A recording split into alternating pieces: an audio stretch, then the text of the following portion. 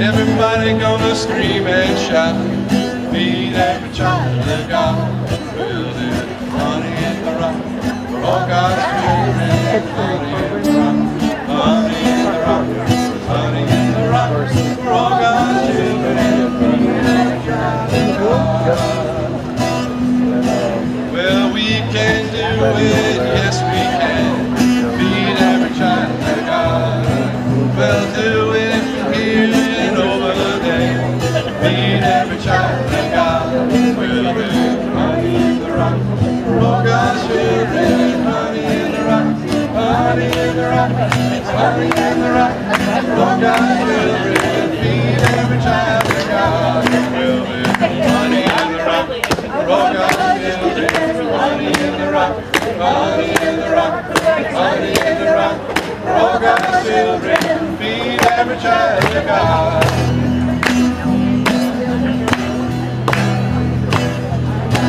Well, we're gonna put that time capsule in the ground. Feed every child of God. And we'll all hang around making joyful sound. Feed every child of God. Sing with me now. There's honey in the rock for all God's children. Honey in the rock, honey in the rock, honey in the rock for all God's children. Feed every child of God. Honey in the rock for all God's children. Honey in the rock, honey in the rock, honey in the rock for all God's children. Feed every child of God. Feed every child of God. For all God. Feed every child. I joined that. I got the time with that. Well, that's what I did. They said, are you a tenor or a bass? I don't know. I said, I don't know. Go figure it out. So we actually practiced at the chapel in St. Mike. I squeeze where you want me. Well, when we had to introduce ourselves, this is like, I joined like 6 months before the pandemic. But then we basically put it on a hold for a year and a half. But we had to go around and introduce ourselves. People were saying, well, I've been in the chorus of 20 for 32 years. So I said, well, I've been singing in the shower and in my car for about most of my life, so I think I sound pretty good. I don't know, you're part of the Carnes family. You must have a voice. I have an okay voice, well enough to hide behind another. I have to stand between two people and know what they're doing. Because a lot of these people know how to read music. I sang in a choir. I can't read music, but I sang in a choir until I was 17 years old. From age 5 on at my church. But that's because my grandfather was Episcopal church.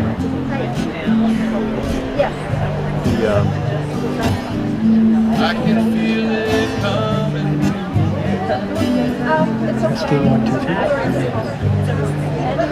I'd like to ask those who are going to be presenting today to follow me to the Emily the cow statue in the back, where we're going to be meeting with Jimmy Tingle to just go over some of the details. So if you're a presenter today, please follow me. Great.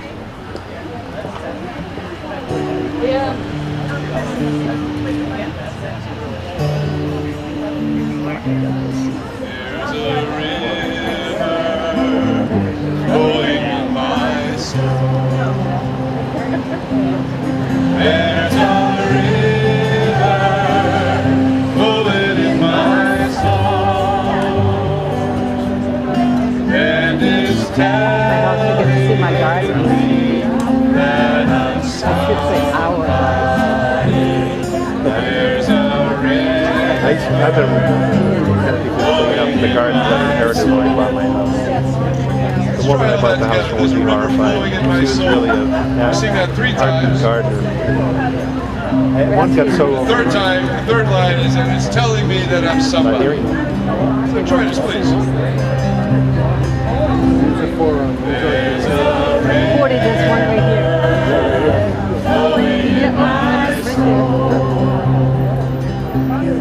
There's a river flowing in my soul, and it's telling me that I'm somebody. There's a river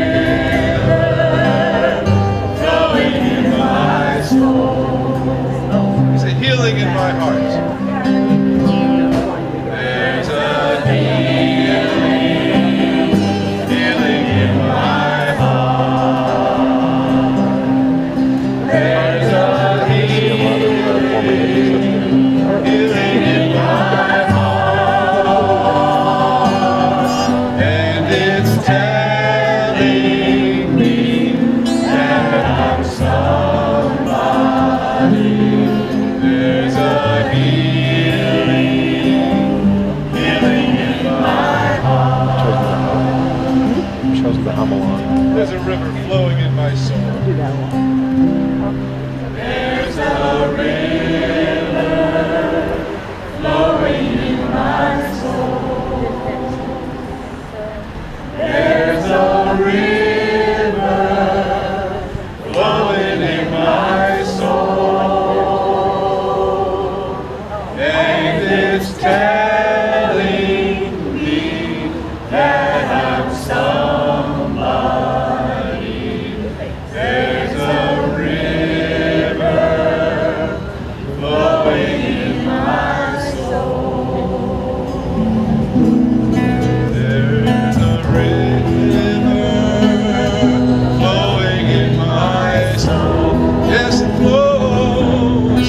There's a river flowing in my soul. And it's telling me that I'm somebody. There's a river flowing in my soul.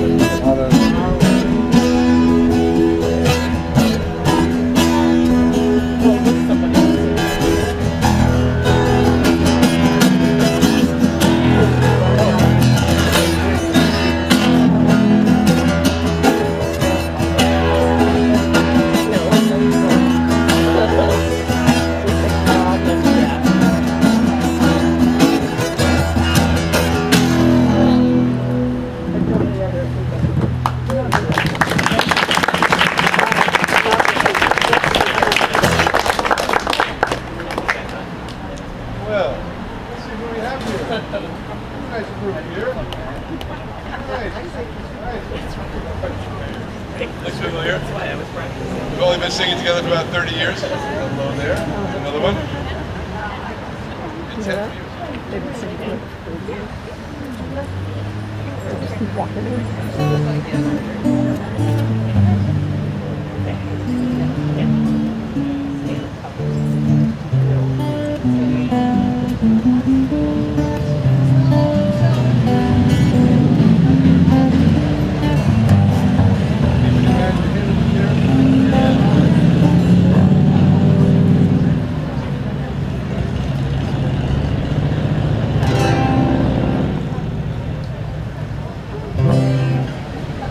So we're honoring George Harrison today. No, George And Harrison. yeah.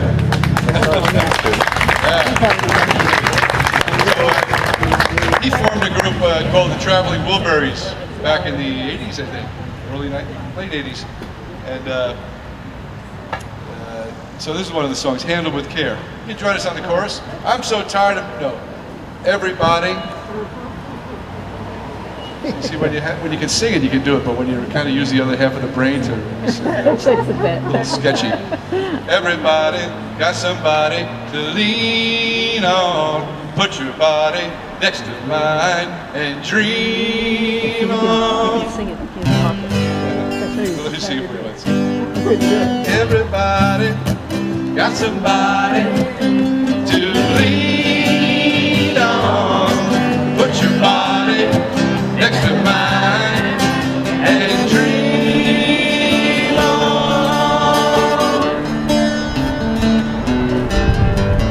That was really a super group, Traveling Wilburys. That was really a super group, Traveling Wilburys,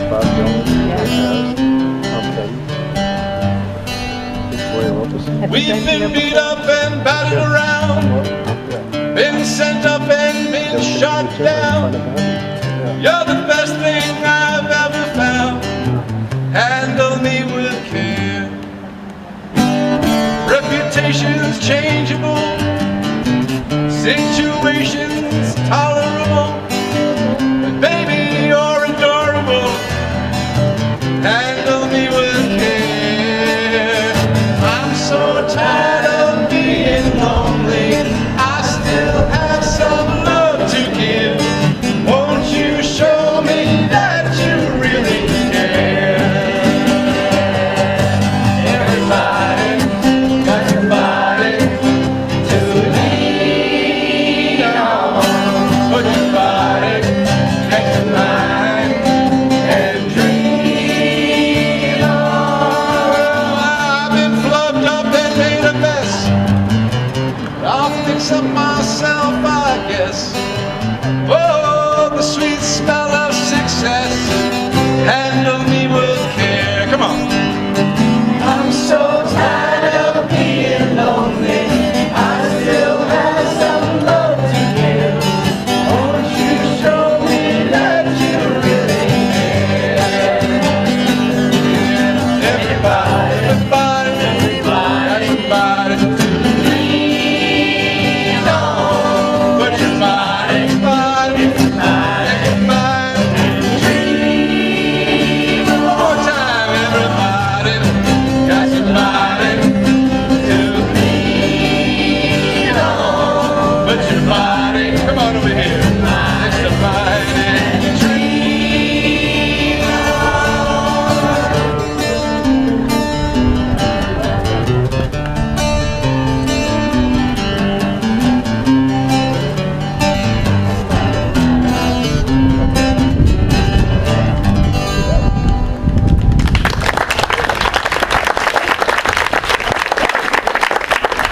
Hey, well, they're still talking. We're still playing. They're talking, we're playing.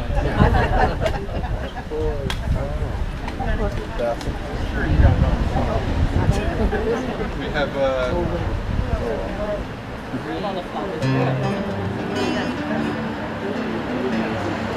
we have those reserved for the program.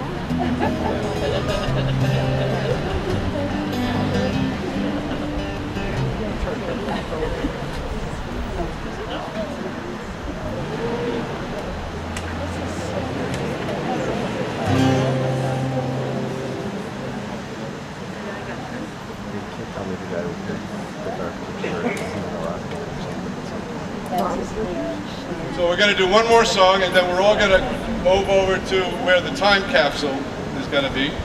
So everybody still knows this one. This is Pete's song that he adapted from Ecclesiasticus. Did I say that right? Yes? Can we say it backwards 5 times?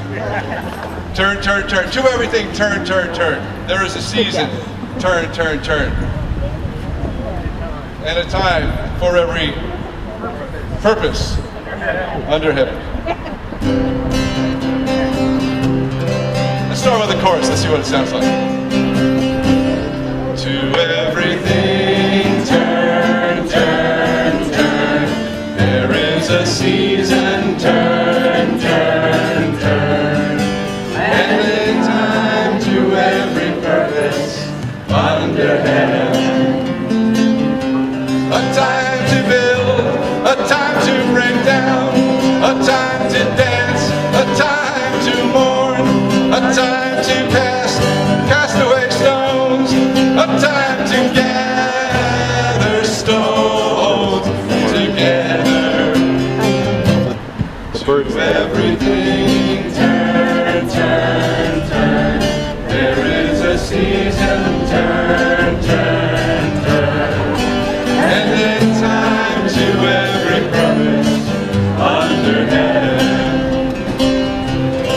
time of love, a time of hate, a time of war, a time of peace, a time that you may embrace, a time for refrain from embracing. Everything turn, turn, turn. There is a season, turn, turn, turn. And a time to every purpose under heaven. A time to gain, a time to lose, a time to rend, a time to sow, a time for love, a time for hate, a time for peace. I swear it's not too late. To everything turn, turn, turn. There is a season, turn, turn, turn. And a time to every purpose under heaven.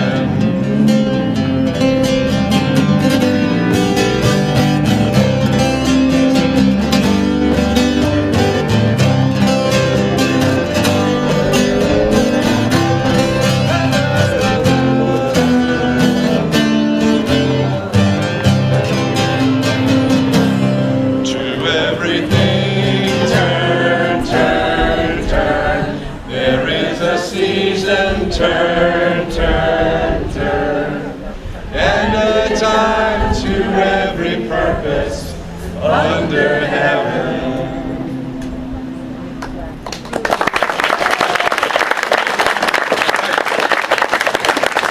There is a time now to stand up and walk over, and we're going to circle where the flagpole used to be, which is now the repository of this fantastic time capsule. So please, up we go, and over there.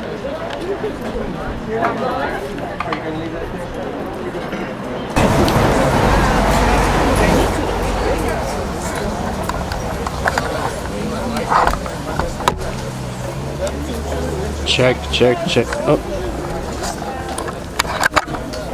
Check, check, check, check, check, check.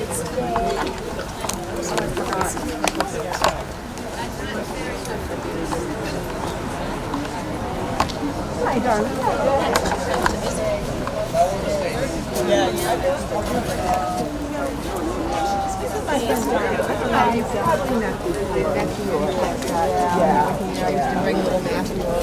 Oh, remember that? And the Buddha? Oh.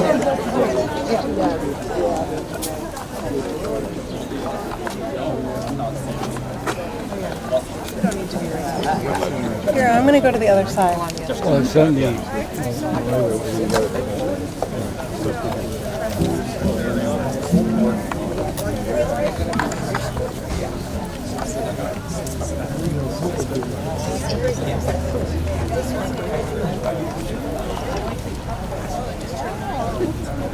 Let's just form a circle around the radius.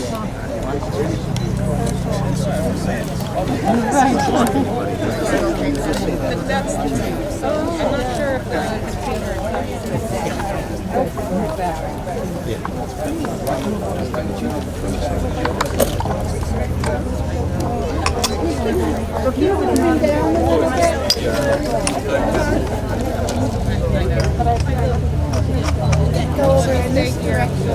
If I could just pass this around a bit, if you want to just give any blessings, this is going into the ground and it will be unearthed in 100 years. We'll tell you what's in it in a moment. Yeah, so you can untape that. Oh, you mean if it goes in the bag? Yeah. We can just don't peel it off. How you doing? Back on the bench, sitting get up, clean and go from seated. Yeah.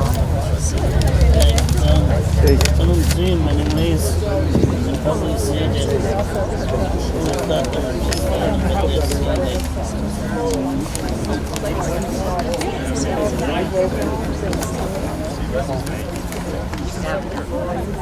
Susanna knows. Yeah. We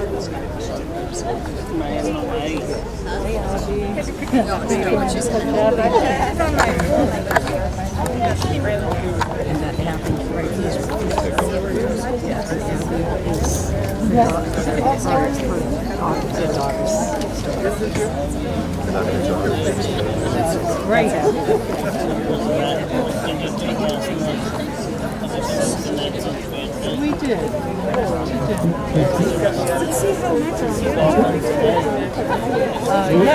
No. Up in May, he went first thing out in May, and tomorrow he's going to go, and Tuesday morning he's going to go. Testing. 2 days in a row. See how loud that is. Sean Hudson. Tim, it's gotta be louder. Testing 1, 2, 3. Testing.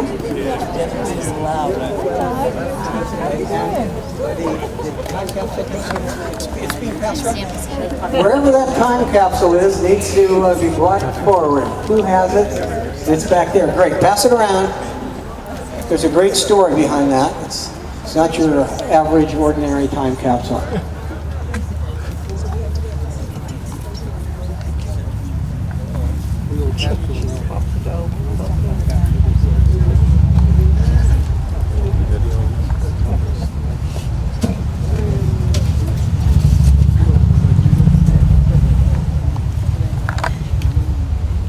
In January, are we good? Testing. No. Nope. Okay. Hello, testing. Somebody want to just plug it into the amp? Gonna have somebody unplug it. Testing. No sound, Tim. No sound, Tim. Right now. Testing, here we go. All right. There it is. He got it. It's hard to find words to express what we feel on this day. I mean, invited people to join us for the celebration of 9 extraordinary pacifists and an opportunity to celebrate an effort at conflict resolution that evolved from a flagpole to a time capsule. And let me explain. Over the years, we flew the United Nations flag at half-staff on the property here at the Peace Abbey.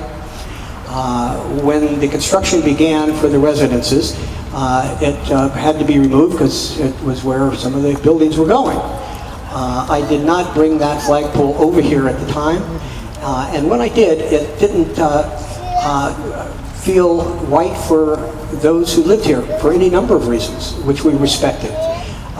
With that, we resolved what could have been a rather extended, complicated problem into a solution that I think reflects the spirit of the United Nations and the best that we all have within ourselves at addressing a problem. And that problem was the flagpole. What we did at the Life Experience School was, since we had the stanchion, which is the base of the flagpole, already inserted and cemented in the ground, what we would do is we would cut 3 feet off the bottom of the flagpole and bring it in to have a cap installed and turn it into a time capsule. And what would go in the time capsule? Well, obviously, the story of the flagpole. But as importantly, items from the Peace Abbey Chapel, sacred relics that go back 30 years, and items, memorabilia from war resistors throughout the past 50 to 100 years. So my son Chris has a list of some of the things that will be going in it, and then my grandson Charlie has a little statement that he would like to read. We're going to slip it in the stanchion and then begin the ceremony right afterwards. So I'll turn this over to Chris. Before I do, I want to show you this. This is a picture of, I had to do this to you, Chris. You know how it goes. This is a picture that's on a clipboard that's been in my office for the past 6 years, and it's a picture of little Christopher Randa, who would accompany me at all the peace rallies. And then his brother Mikey and sister Abbey followed suit. But he sort of set the stage that if you're a Randa, you're going to have to be involved in this sort of stuff. Chris Randa.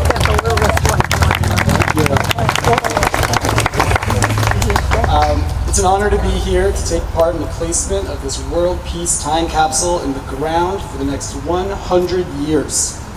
Growing up at the Peace Abbey was not dissimilar to being raised in a museum. The sheer number of incredible objects, mementos, and texts connected to social justice, nonviolence, and world peace has always been astounding. If only there was enough space to fit it all inside this cylinder, but that's not quite big enough. But within this capsule is an amazing representation of all the work that the Peace Abbey has done over the years. The list of all the items in this time capsule is too long to name, but I'll mention a few. But if you'd like to see the full list, you can go to the Peace Abbey website, and it'll be up there soon. So among other things, within this capsule is a copy of Gandhi's 7 Deadly Social Sins text, Peace Seed's rosary and a booklet with the prayers, medallion of St. Francis of Assisi, handcuffs that were worn during a protest of the use of nuclear weapons. I wonder who wore those. A copy of Maya Angelou's On the Pulse of Morning inaugural poem, a copy of Amanda Gorman's The Hill We Climb inaugural poem, postage stamps of Helen Keller and Anne Sullivan, scissors made from melted copper gum, and which I think is really the most amazing of all is Oscar Romero's glasses and a swatch of his bloodstained altar cloth, which will be one object that's not in the time capsule yet, but we will add right now.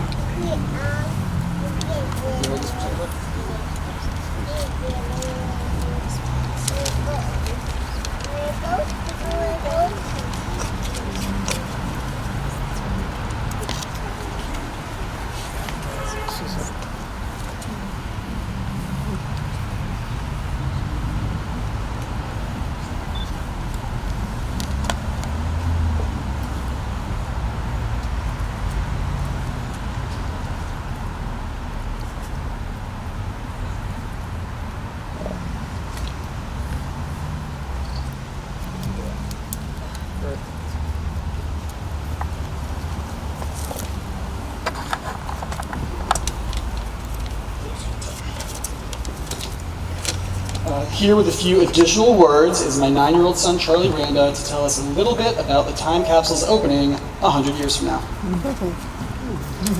Hi, my name is Charlie Randa, and I'm 9 years old, and I plan to live to be 109, so I can be here when we take out the World Peace Time Capsule.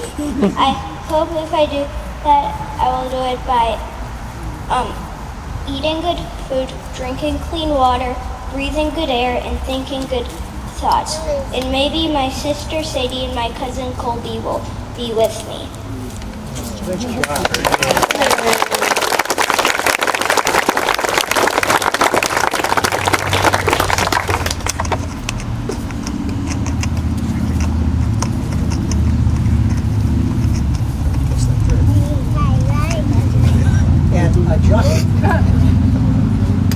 Reverend John Hudson and Dot Walsh, if you'd like to come forward.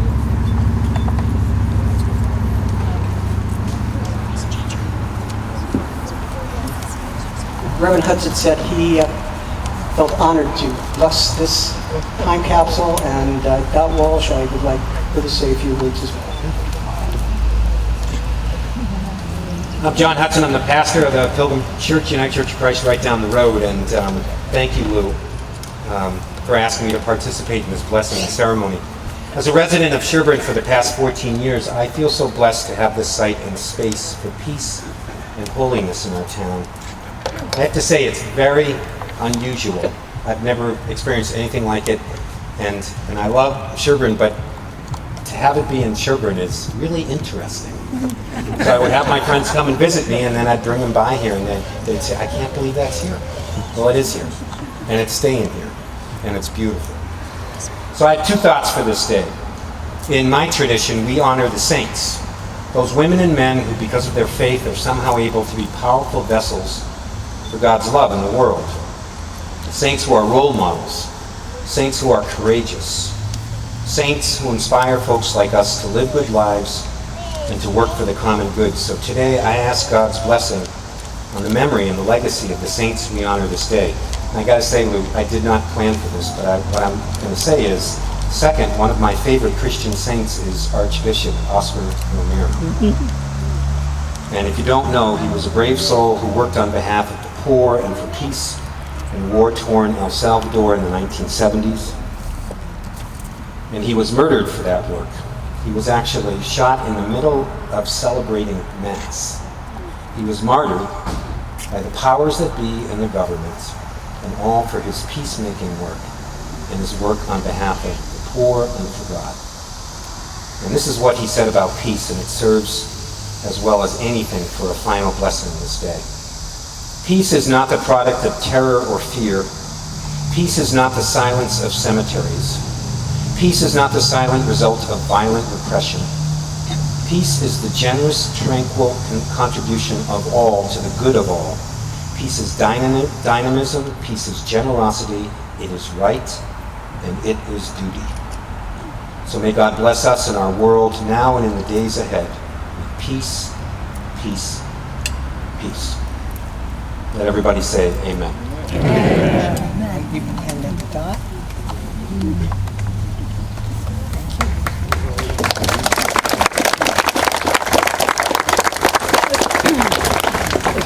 I love you. This is an emotional moment. I remember those glasses and all of the things that were in the chapel, and so this is a bit emotional.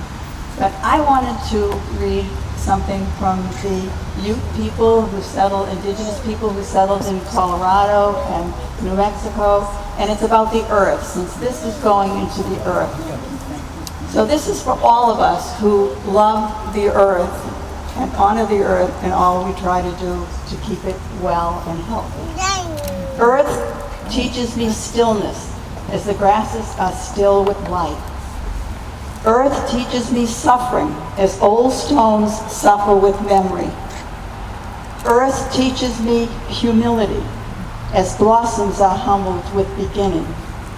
Earth teaches me caring, as the mother who secures her young. Earth teaches me courage, as the tree which stands alone. So many times we were alone, but there was always us behind her. Earth teaches me limitation, as the ant which crawls on the ground. Earth teaches me freedom, as the eagle which soars in the sky. Earth teaches me resignation, as the leaves which die in the fall. Earth teaches me regeneration, as the seed which rises in the spring. Earth teaches me to forget myself, as melted snow forgets its life. Earth teaches me to remember kindness, as dry fields weep with rain. Blessings on this day, and this is a wonderful moment. So many beautiful people here. And Louise, thank you for all you've done and for all you've taught me over the years, from my heart to your heart.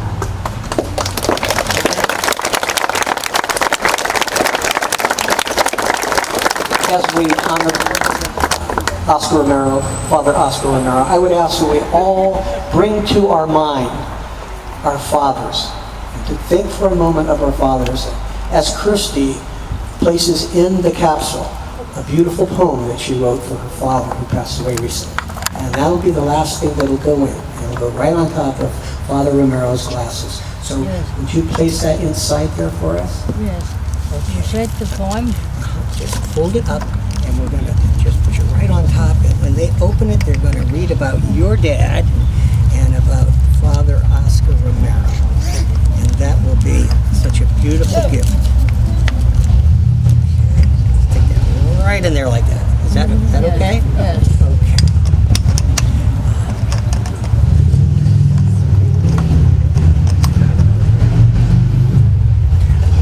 In closing, I want to point out that this speaker that's behind me is the speaker that was attached to the front of the Peace Abbey, and it broadcasts the Islamic call to prayer throughout the community, 5 times a day, starting in January of 1991 and continued until we sold the building in 2012. It played over 38,000 times into this community. People here grew to appreciate the fact that people stop in their tracks and count their blessings in lots of different ways. So whether they're church bells or the call to Gaston Square, we all need to count our blessings. Thank you for allowing us to begin with this, because my granddaughter and daughters and grandson are going to slip this in. Okay, are we ready? Charlie? Okay, and then I know Sadie wants to do it with you. I'm going to give you this. Charlie, you hold it first. Okay? We'll get everything. Oh boy. Okay, you want to help? Thank you. Over here.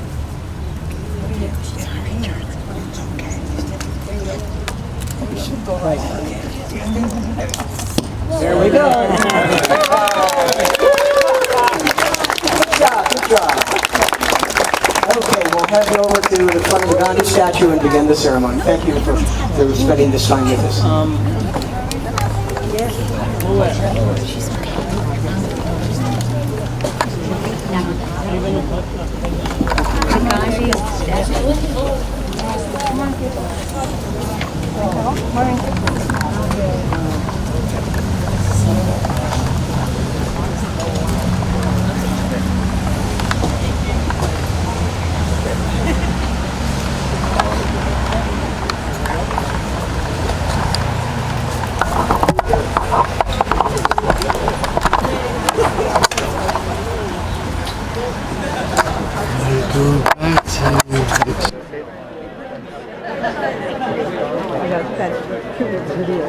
Yeah, I did. I got it too.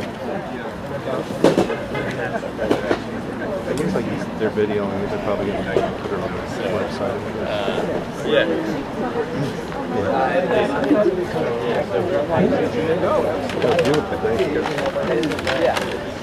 Actually driving some stuff from my mom. Such a thoughtful guy.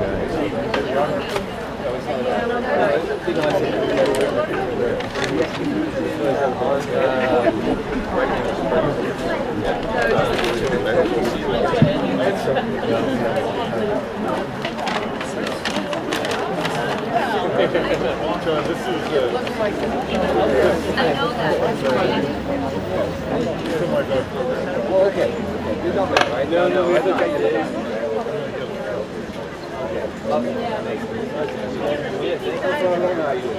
Well, you got back to the back. You like leap over those chairs. Jim give you a boost. Jim kind of threw you over the chairs. No, not that I know of. If you would like water, raise your hand and we'll bring it to you. If you're thirsty, just raise your hand. Thank you. Very good.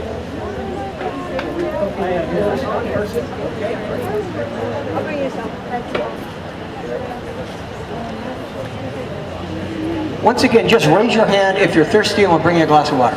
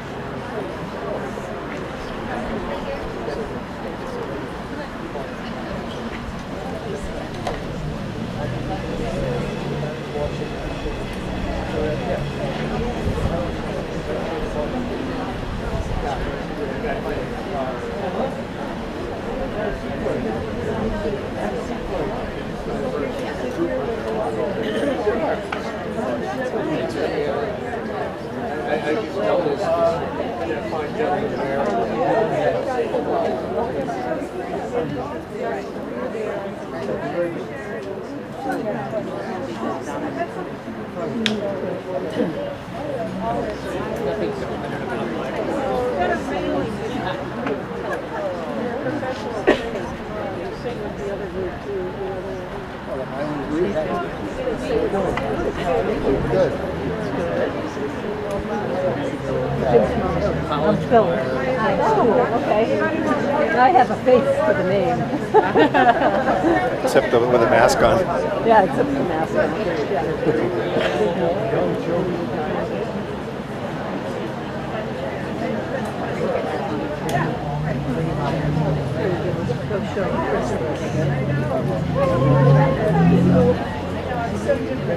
So we can send it to him.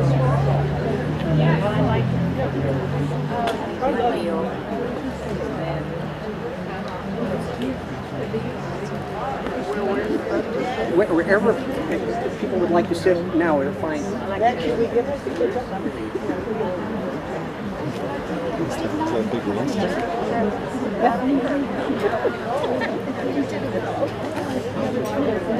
Jim's actually sitting there, right? Oh, okay. That's Jim's home. Oh. He's bigger than That's all right. That's all right. Don't get him mad. I got her from pictures anyways. You can go find another one. I'm gonna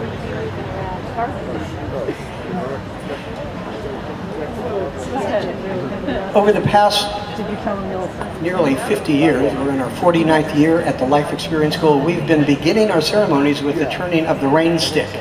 And it's been used at blessing ceremonies, and the children are coming up to turn the rain stick, and we'll begin once they do their job. You ready? Okay, Charlie.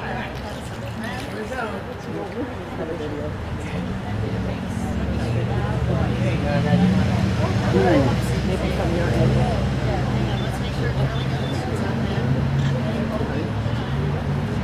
That might be the same thing. It's very cute.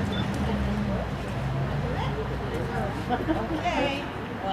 He's going to wave for me the pictures and offers to us.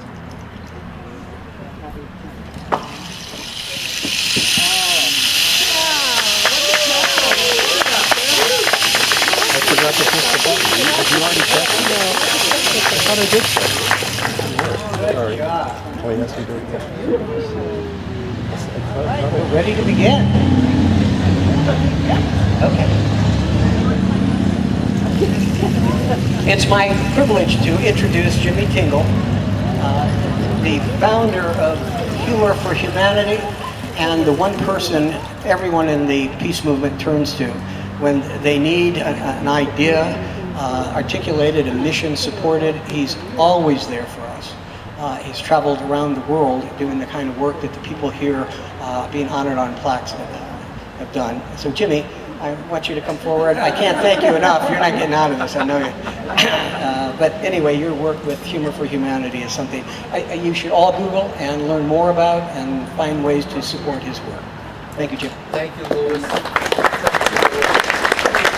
Ladies and gentlemen, how about it for Mr. Louis Renda? And Meg Renda, his wife,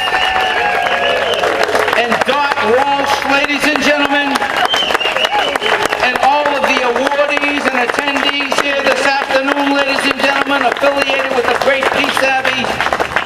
This is such an amazing event, such an amazing place to be, and I'm so honored to be a part of it. And I have to tell you, Louis, I've known Louis for about 20, 25 years, since Barry Cremens, who we're honoring today, nominated me for a Courage of Conscience Award back in the 90s. But I just have to say, this just makes me feel so positive about the direction, not only that we're going in, but that we're helping the country move in. We're helping the country and the world move in, and we're right on time. We are right on time, ladies and gentlemen. We are right on time. And one of the biggest challenges, of course, is to maintain our own composure, ladies and gentlemen, as peace activists, even when things aren't going our way. Louis said I was the founder of Humor for Humanity.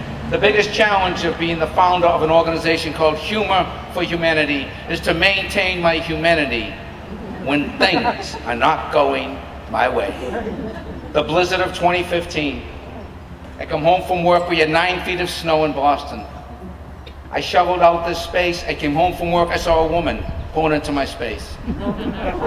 I said, excuse me, miss, excuse me, that's my space. Excuse me, with all due respect, it took me 3 hours to shovel that out, that's my space. Excuse me, I don't care if we're married, that's my space.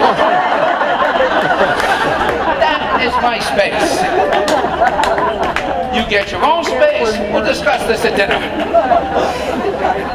But that is peacemaking in your own home, ladies and gentlemen. So it's great to be here. I'm going to be your MC. I just want to give you the kind of the structure of today's event.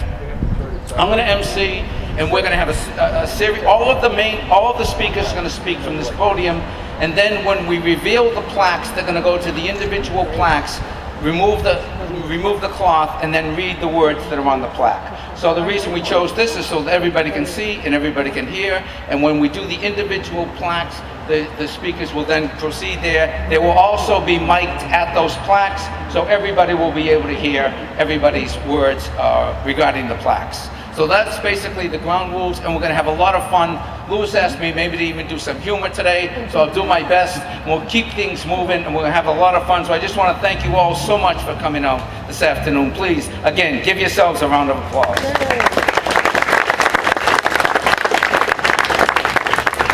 And right now, I'd like to start off by introducing Meg Rhonda, who has co-directed the Life Experience School over the past 40 years with her husband Louis, and will get things started by putting this ceremony in its proper context. Please welcome Meg Rhonda.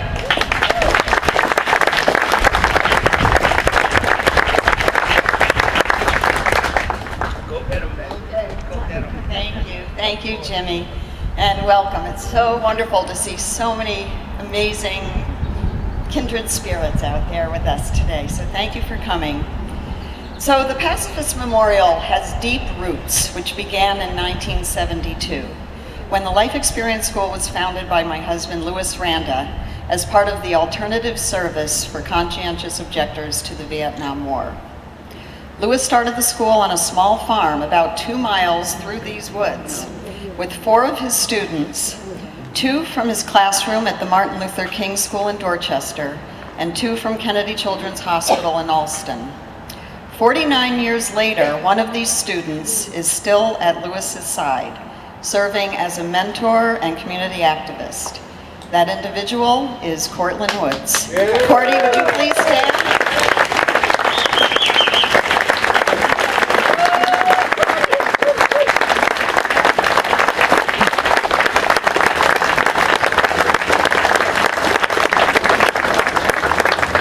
Would you like to share any words?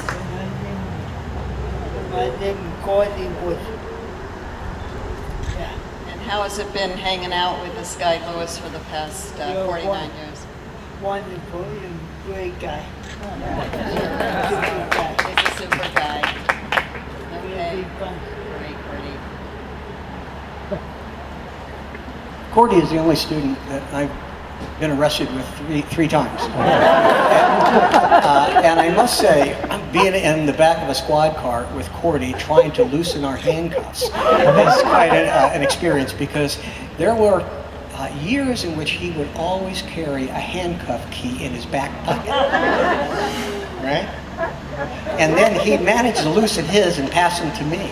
And because we always choose to get arrested in a nice town like Sherborn, we get away with it.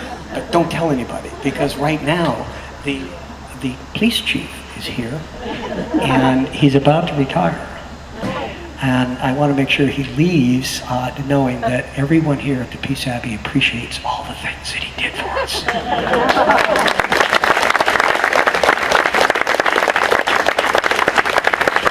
Chief Dave Bento.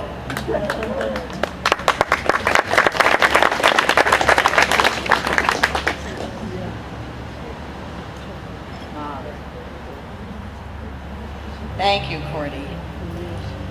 In 1985, the Life Experience School moved into this brick building on the side over here, which was dedicated on May 1st to Louis's mentors, Martin Luther King Jr. and Bobby Kennedy. We had the honor of having their sons, Martin Luther King III and Michael Kennedy, join us on that day for the dedication. On June 4th, 1988, we had the supreme honor of having Mother Teresa visit the Life Experience School, again in the brick building over here. The Peace Abbey was established in this building and was established in the building actually back here, which was replicated as part of the creation of the Abbey Road community And that was right after Mother Teresa's visit, and it was pretty serendipitous how things fell into place, and we felt lots of divine intervention at the time. The establishment of the Special Peace Corps followed, involving the students at the school in numerous community service activities and helping to create many of the Peace Abbey projects dedicated to peace and social justice. The members of the Special Peace Corps have helped envision and create the numerous Courage of Conscience award ceremonies, helping to design the plaques to be installed on these walls, attending numerous protests and demonstrations, and they continue to be involved in the community, being of service to others. In November of 1995, Emily the cow jumped over a 5-foot gate, escaping from a local slaughterhouse, and after 40 days and 40 nights, allowed herself to be led into a trailer and brought to live in sanctuary at the Peace Abbey. She was cared for by the students and became an ambassador for farm animals. Emily became a folk hero, and the Vegan Peace Animal Sanctuary was established on these grounds in her honor. And it used to sit right behind, our barn sat right behind the brick building here. Emily's barn, I should say. Emily died of bovine leukemia virus in 2003, and she is buried here beneath her statue at the Animal Rights Peace Memorial behind Gandhi. So be sure to take a walk around. The plaques around Emily's statue are very inspiring. The statues of Mahatma Gandhi and Emily the cow were created by world-renowned sculptor Lado Gutsavice. These grounds continue to be the center of the spirit of activism and continue to be cared for by members of the Life Experience School. I would like to invite the students from the school and members of the Special Peace Corps who are here with us today to please stand.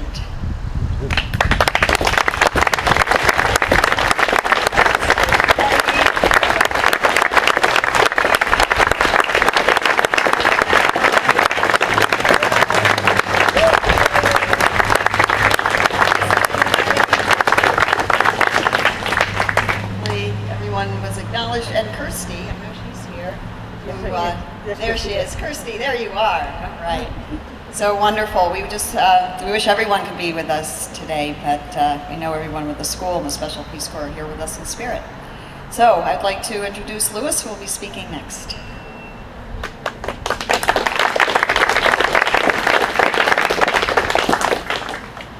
Thank you, Meg. We gather before the statue of Mahatma Gandhi, its 6 walls of remembrance, surrounded by the memorials for unknown civilians killed in war, victims of violent stone, and the cremation cemetery for conscientious objectors, to once again perform the ritual, begun in 1994, of installing commemorative bronze plaques here at the Pacifist Memorial.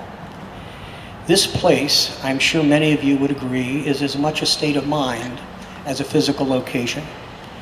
It's a place we can turn to in our meditation, or take a pilgrimage to, as many have throughout the world, to read these short selected writings from great peace activists. This memorial was created by the Peace Abbey and Life Experience School to celebrate, preserve, and enshrine the memory of courageous women and men who dared to embrace the fragile and oftentimes contentious notion that peace is not only possible, but possible through peaceful means. This implies an acceptance, a willingness to compromise when necessary, to sacrifice and suffer when required. Here we find a monument to that imposing edict. It is better to endure violence in pursuit of peace than to inflict it. We human beings have walked too long on the path of conflict, lain too long, as Maya Angelou said in her inaugural poem, face down in ignorance, our mouths spilling words armed for slaughter. Our propensity as a nation and as a people to kill our way in pursuit of what it is we want is an affront to both God and our common humanity. It stands at odds with our divinely inspired capacity to love one another. If nothing else, this memorial to pacifism here in Sherborn is testimony that we haven't given up believing that love and nonviolence can and will win out. With its inspirational quotes and prayers of peace from the world's religions, this memorial expresses, unlike any other place on earth, humanity's gratitude to the often misunderstood and much maligned tradition of nonviolence and pacifism. So how did this place come about, we've been asked? The idea and concept of the Pacifist Memorial was in response to President Kennedy's lesser-known remark at the United Nations in 1962 when asked by a reporter, "When will the scourge of war end?" Our young president responded, "War will cease to exist when the conscientious objector enjoys the same reputation and prestige that the warrior does now." If we are guilty of anything, surely it is taking seriously his words, as we take seriously the insistent calling to do something to bring an end to the scourge of war. What if, we asked ourselves, what if there was a pacifist memorial next to every war memorial, as we have here in Sherborn, in every city and town in America, elevating the reputation and prestige of those who conscientiously oppose violence to settle disputes? What if? Well, my friends, you have to start somewhere, and the best place to start, as we know, is always where you are, and that place just happens to be Sherborn. Yet for me, personally, this place is much more than that. It is where I come to reflect on my life's journey and the impact of Bobby Kennedy and Dr. King and all these extraordinary peace activists whose plaques grace these walls, and the impact that it's had on my generation and upon me. It's where I and many of you come to reconcile ourselves to a world that stubbornly denies the moral authority of nonviolence and the persuasive power of love. A world that habitually clings to the nearly universally accepted misguided catastrophe of force and violence that war brings. Gandhi put it this way: I object to violence because the good it appears to do is only temporary. The evil it does is permanent.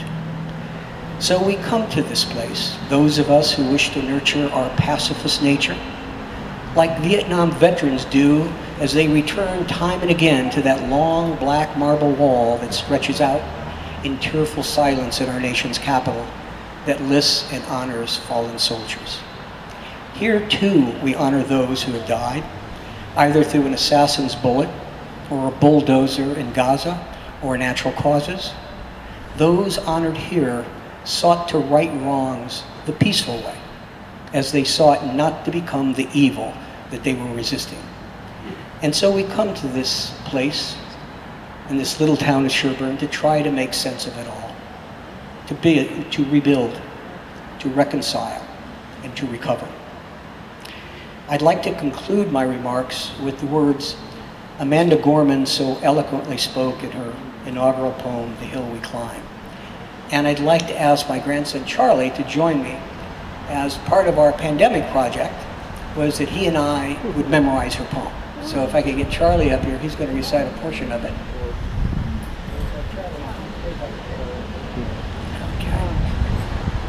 Okay. And Charlie, would you recite that stanza that's about the globe?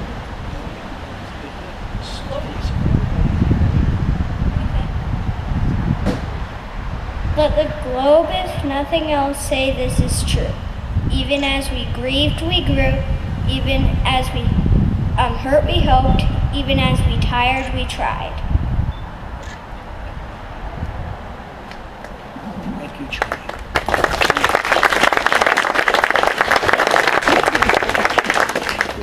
And he has about 2/3 of it memorized. I'm so proud of him.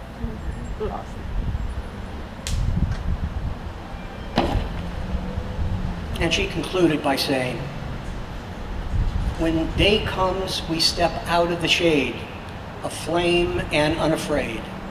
The new day blooms as we free it, for there is always light, if only we are brave enough to see it, if only we are brave enough to be it.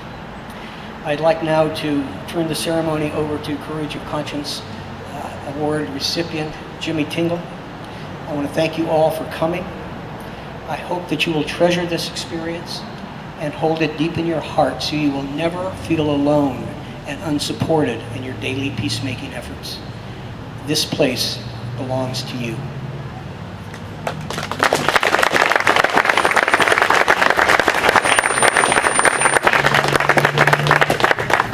Thank you so much, Louis.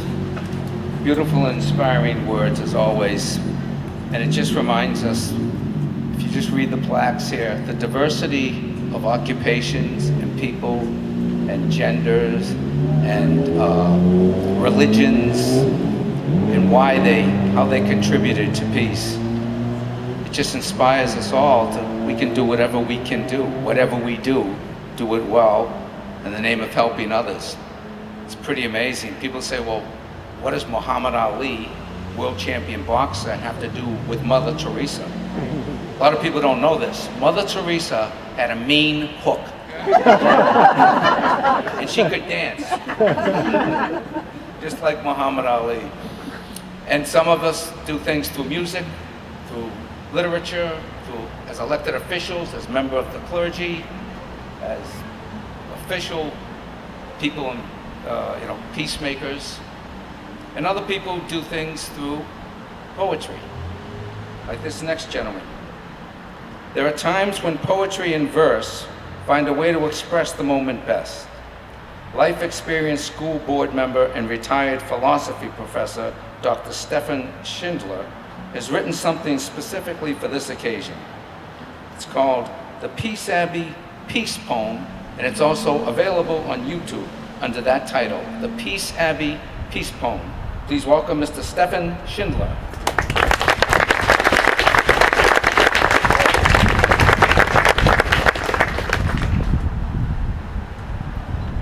Thank you, Jimmy. Peace Abbey Peace Poem.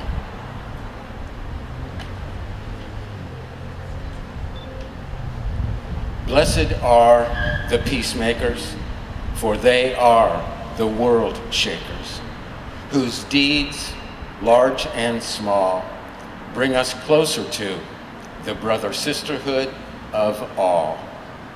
And among those bodhisattva, peacemaking angels of light, we are honored to catch sight of and celebrate the courage of conscience and, don't you know, the luminous glow, the sparkle razzle dazzle and Cheshire smile of George Harrison, Helen Keller, Pete Seeger, John Lewis, Carl Bergstrom, Julian Bond, Richard Gregg, Barry Crimmins, Paramahansa Yogananda, Mary Margaret Earl, and Britt and Nan Pendergrast, all of whom went through the looking glass and returned with blessings we still enjoy.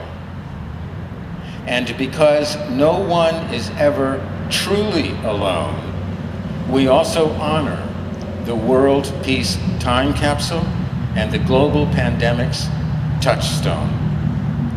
Now, the Hebrew word for door is Beth, and through that door blow the winds of wisdom brought by Seth to grace this day and all future days with the luminous lotus of Christ consciousness, Buddha's Dharma, and the Tao, as every passing is part of the eternal now. And thus again, we make a start and dedicate ourselves to a path with heart. We are on our way to Scarborough Fair and gather here today to celebrate the love we share with each other, the animals, the stars, and earth, our home. Shanti, Shanti, Shanti, Om Shanti, Om. Thank you.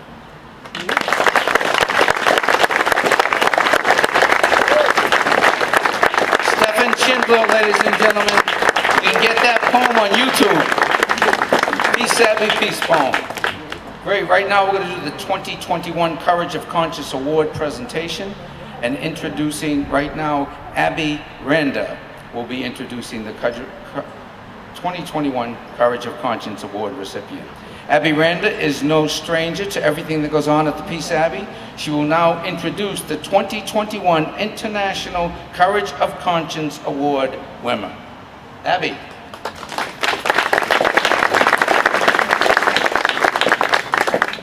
It is my pleasure to introduce you to the Peace Abbey Courage of Conscience Award, first given to His Holiness the Dalai Lama in 1991 at the Mind Science Conference at MIT in Cambridge. This award honors individuals and organizations who are recognized internationally for their humanitarian and peace activism, along with local grassroots unsung heroes of social change. Recipients are from the following countries: United States, Sweden, Nicaragua, El Salvador, India, Tibet, Vietnam, Egypt, Israel, Australia, China, Soviet Union, Cambodia, Argentina, Japan, England, Palestine, Rwanda, Nepal, Spain, Mexico, South Africa, and Colombia. It is our intention that this humble gesture of appreciation brings recipients together in a way that inspires further service and creativity and leads to a world that is increasingly peaceful, safe, healthy, and kind. Since 1991, the Courage of Conscience Award, in the form of the Peace Dove and outstretched hands, has been presented to over 150 individuals and organizations spanning the globe. I will now turn it over to our dear friend and mentor, Peace Chaplain Dot Walsh, who will be making the presentation to Reverend Mary Margaret Earl.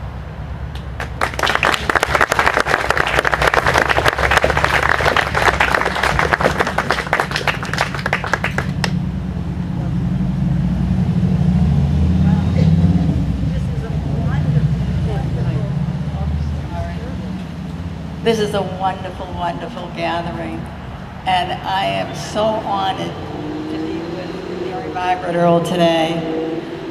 You know, so you'll get to know a little bit about her, but if you go and see where she's working now, you'll know more. Go to her site and go to Urban Ministry and you'll hear more about her. So,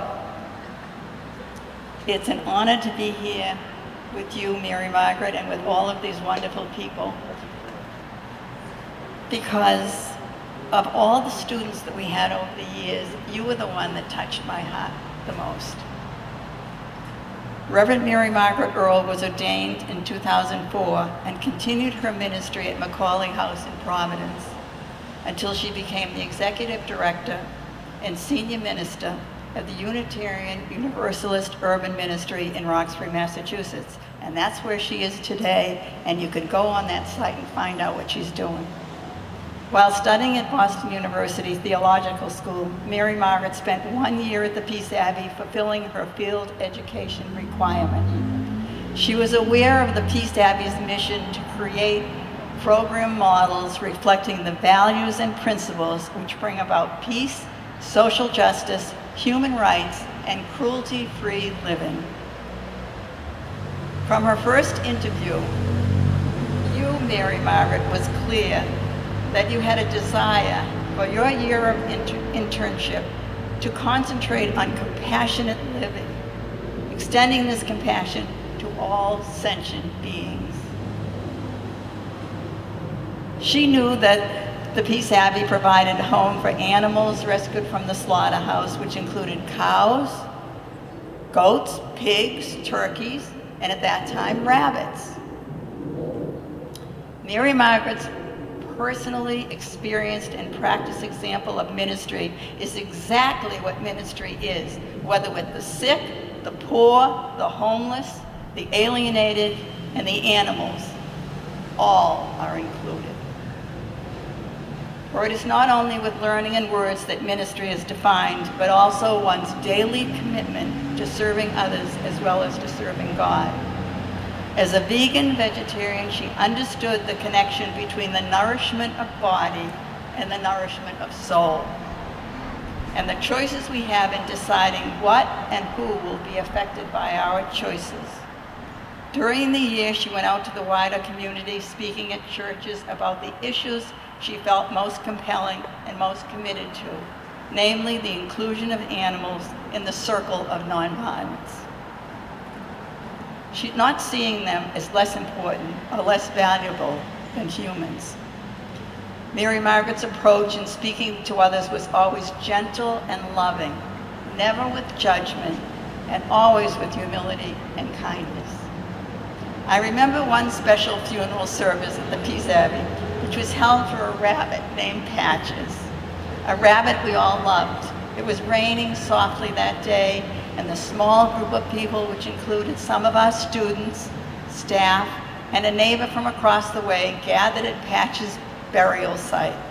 Mary Margaret, holding her Bible, conducted the service with dignity, and as always, her pastoral presence was inclusive and loving. Once I asked her to reflect on spirituality, and she responded with these words, "Spirit is the nameless, creative, open, loving ache that fills the world. It offers us peace in the midst of difficulty and courage in the midst of oppression. It helps us mend, and it helps us stand. It is what makes eating a simple meal more profound than what the tongue tastes. It's what makes the landscape beautiful in a way that transcends color and shape. I think it is the marriage between spirit and the material world that is life's best answer, neither cut off from nor rejecting the other. The spirit needs body, and the body longs for spirit. And the world and ministry needs more people like Reverend Mary Margaret Earl. There is a special cow that you see there, and please go over and walk around. As you heard, Emily passed on to her final resting place and was buried underneath the statue. I can still see Emily right now, smiling with her bright eyes and nodding, approving and smiling and giving a blessing to her dear friend, Mary Margaret Earl. And now the presentation.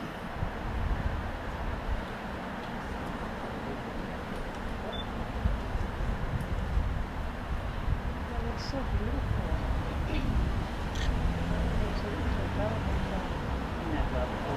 It's a very special statue. But it says,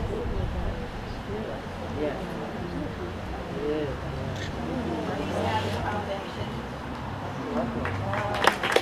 with the International Courage Award, honors Reverend Mary Margaret Earl for her commitment to a vegan lifestyle. And the quote is, "The circle of nonviolence and love includes all sentient beings." Presented at the Pacifist Memorial, Sherborn, Massachusetts, August 1st, 2021.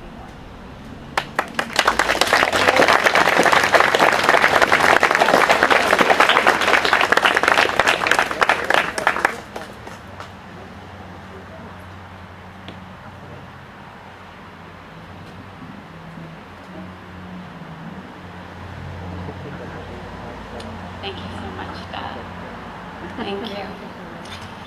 It is an honor to be here this afternoon. Thank you so much to Louise and Meg Randa, to my dear friend Dot Walsh for faithfully seeking ways to continue to nurture and promote a vision of peace in our world. As Dot has already told you, I came to know the Peace Abbey about 20 years ago when I was in seminary studying, and I did my field education here because it was a place that I could bring my whole self and my full circle of justice commitments. Peace for people across race and place, faith and culture, and peace for the earth, and peace for non-human animals too. The Abbey was ahead of its time, along with its anti-racism work and its anti-war work, and work to encourage appreciation for all religions and all paths to peace. They were promoting veganism before people knew how to say vegan. And when I was a student and new to finding my voice, they threw open the doors to me and welcomed all my ideas for making the world better, and they encouraged me to go for it. to teach a class on becoming vegan, to host a vegan festival, to try it on, they said. This was a place where I could begin to honor my belief that animals like Emily have a right to their own bodies and a right to their own lives. Having that support here helped me to grow stronger in my confidence, to live into my convictions, and to find ways to make them real. I love the title Courage of Conscience because it's not about having special powers or being different from anybody else, fundamentally. We all have a conscience to follow. I do, you do, our neighbors do, our enemies do. It's about following the voice inside us that comes from the spirit of life or the creative power of the universe or God. And when we all follow that voice, together we will build the world that we seek. And we listen through our own spiritual practice, and we follow it by our own spiritual practice, but we also help one another. And that's what today is about. The Peace Abbey's work to build a community of friends and fellow travelers, where we can encourage one another and sustain one another in work that can be lonely and hard. We can help it be a little less lonely for one another. So thank you, Louis and Meg and Dot, and for each person here for being a friend on my journey and making it a little less lonely, and may I be a friend on yours. Amen and blessed be.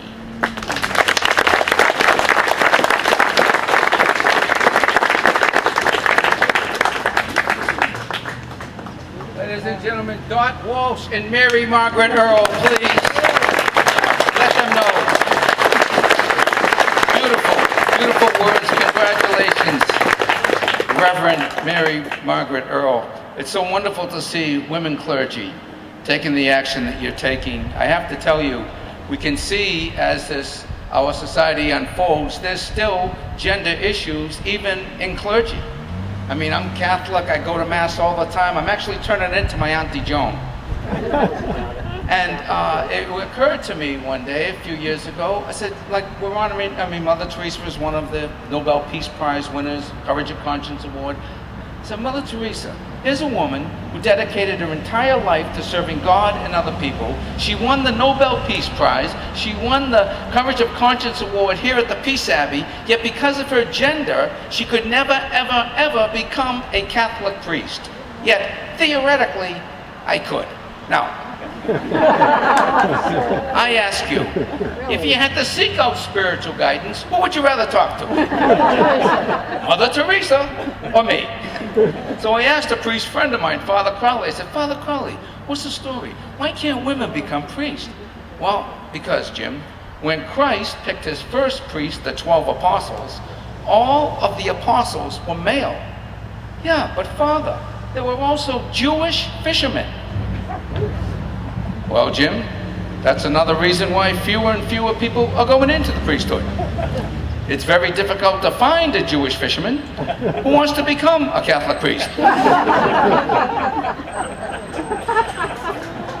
Thank you. Thank you, Father. Right now, ladies and gentlemen, a little music entertainment for you. Please welcome Where Have All the Flowers Gone by the Boston Minstrels, Music with Heart.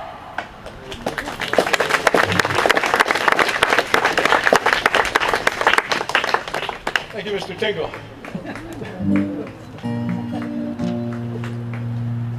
This is one of Pete Seeger's songs.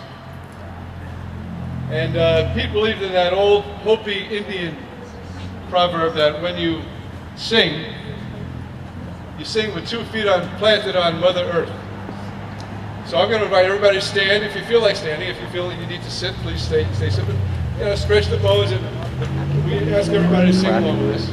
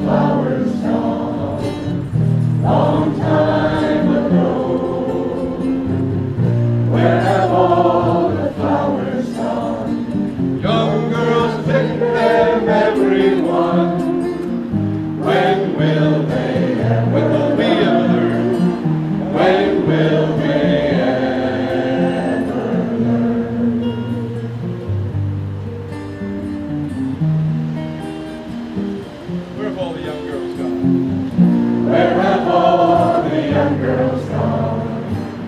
Long time passing. Where have all the young girls gone? Long time ago. Where have all the young girls gone? Gone to young men. Gone to young men, everyone. When will they ever learn? When will they ever learn?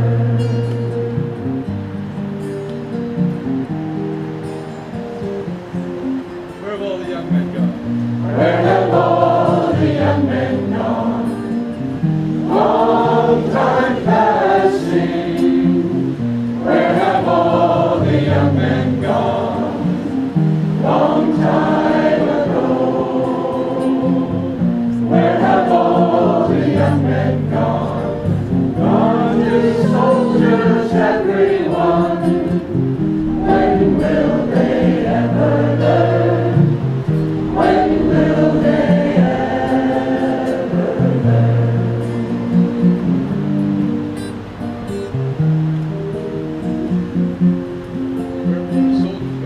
Where have all the soldiers gone? Long time passing. Where have all the soldiers gone? Long time ago. Where have all the soldiers gone? Gone to the graveyards, everyone. When will they ever learn? When will they ever learn?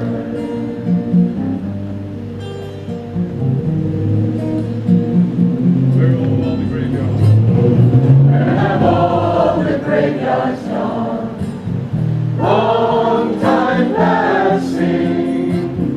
Where have all the graveyards gone? Long time ago. Where have all the graveyards gone? Gone to the flowers, everyone. When will they ever learn? When will they ever learn? When will we ever learn?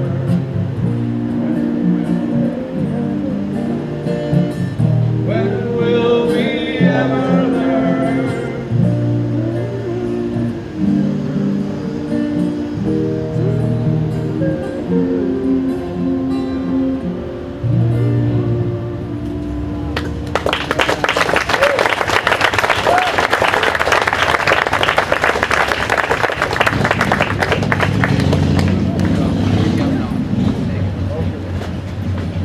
Ladies and gentlemen, please let them know the Boston Minstrels.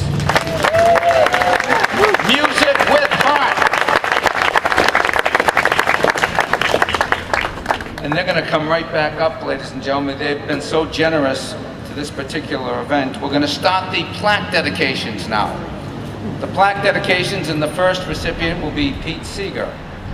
So Peace Abbey friends Tim and Jane McHale, who you just heard from, a construction engineer and executive coach by day, established in 1991 the Boston Minstrels Music with Heart, and nominated and sponsored Pete Seeger's plaque here at the Pacifist Memorial. Thank you both so much for coming and bringing your amazing ensemble of talented and committed vocalists who seek to bring joy through song into hospitals, prisons, schools, and occasions such as this. Ladies and gentlemen, please welcome to say a few words about Pete Seeger, Tim and Jane McHale.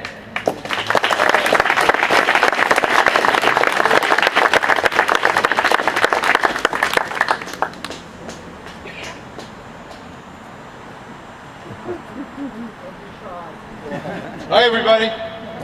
It's good to be here with it. This Peace Abbey's been a great source of strength for Jane and I for many decades, well, a couple decades. Louis and I, we go way back. I had a red Volkswagen bus just like him. I had 6 of them. And we would compare notes about that. And And Jimmy and I, we go back to 1999 on Boston Common, Boston City Hall. I was commissioned to write the first night song for Bringing in the Millennium. And Jimmy and I had a rock and roll time that night. And Jane and I have been raising a couple of kids for the last 36 years. And one of them is a Marine in Qatar right now. So the juxtaposition of a couple lefties with a Marine son is fun. Interesting. So, for Pete's sake,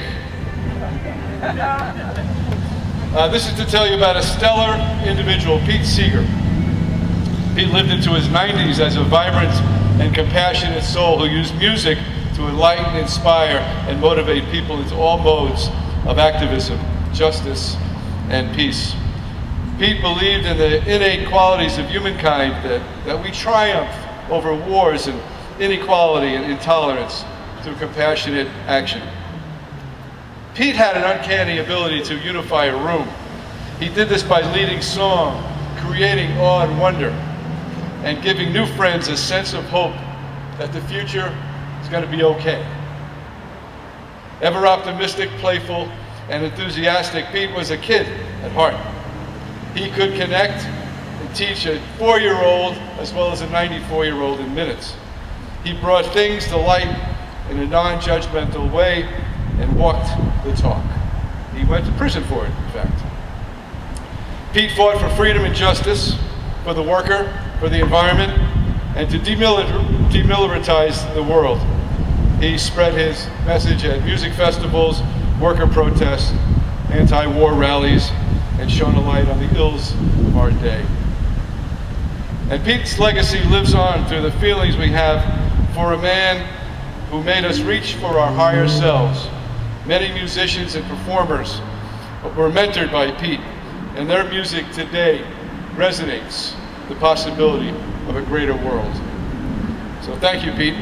And a quote of Pete's is, "And when one person taps out a beat while another leads into a melody, and when 3 people discover a harmony that never existed, or a crowd joins in on a chorus as though to raise the ceiling a few feet higher, then they also know that there is hope in the world." Jimmy McHale. I just have a short personal story. I grew up on Hudson River, right directly on the Hudson River, across from New York City, 157th Street, and saw the river change from a vibrant river when I was a little girl into a river that had nothing left except eels. And there was no fishing until I remember in the early 70s, Pete Seeger inaugurated the Clearwater, which was a 106-foot schooner he had built because he saw that the Hudson River was voted as dead. And it was primarily from PCBs, from various corporations dumping. And he would sail the Clearwater up and down the Hudson River in front of New Jersey, New York City, incredibly populated, singing and creating attention to the environmental ills of our world then. And everyone knew exactly what his schooner was doing. I mean, and to take his talent of music to the streets of New York, it changed the Hudson River. It is now, crabs are back, bass are back, shad is back, and it is a vibrant river again, primarily because his advocacy was so visible to so many people. So, thank you, Pete. All right.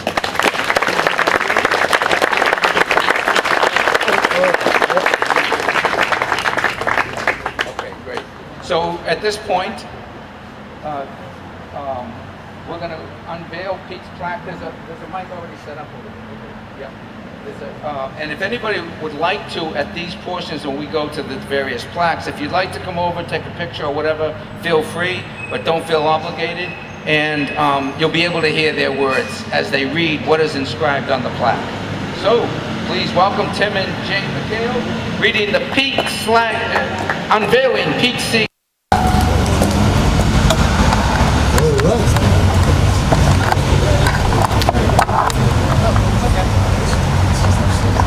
This is the how about we all read it together? All right. Pete Seeger, folk singer, songwriter, union organizer, and civil rights disarmament and environmental activist, 1919 to 2014. And quote, songs are funny things. They can slip across borders, proliferate in prisons, penetrate hard shells. I always believe that the right song at the right moment can change history. Yes.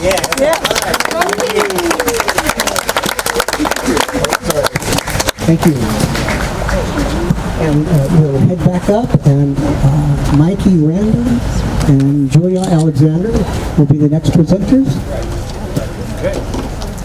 So right now, before Mahatma Gandhi became synonymous with peaceful nonviolent protest and civil disobedience, Richard Gregg was writing and speaking about the subject. Here today to tell us about this next honoree, Richard Gregg, is Professor Emeritus in the Department of Political Science at UMass Lowell. Please welcome Mr. John Woody. Thank you, John. Thank you. Thanks so much. Don't panic, I don't have a PowerPoint presentation. In fact, that's because I don't have any power and frankly rarely have a point. So I apologize to you guys behind me in the cheap seats, and for giving my back. Those of you with rich seats out here, to quote John Lennon, just battle your jewelry. Okay? I want to thank the family of Richard Gregg who helped me write this biography of Richard Gregg. And all the folks who contributed towards making this plaque possible, and Louise for being here and introducing me to the Peace Abbey. And I've been,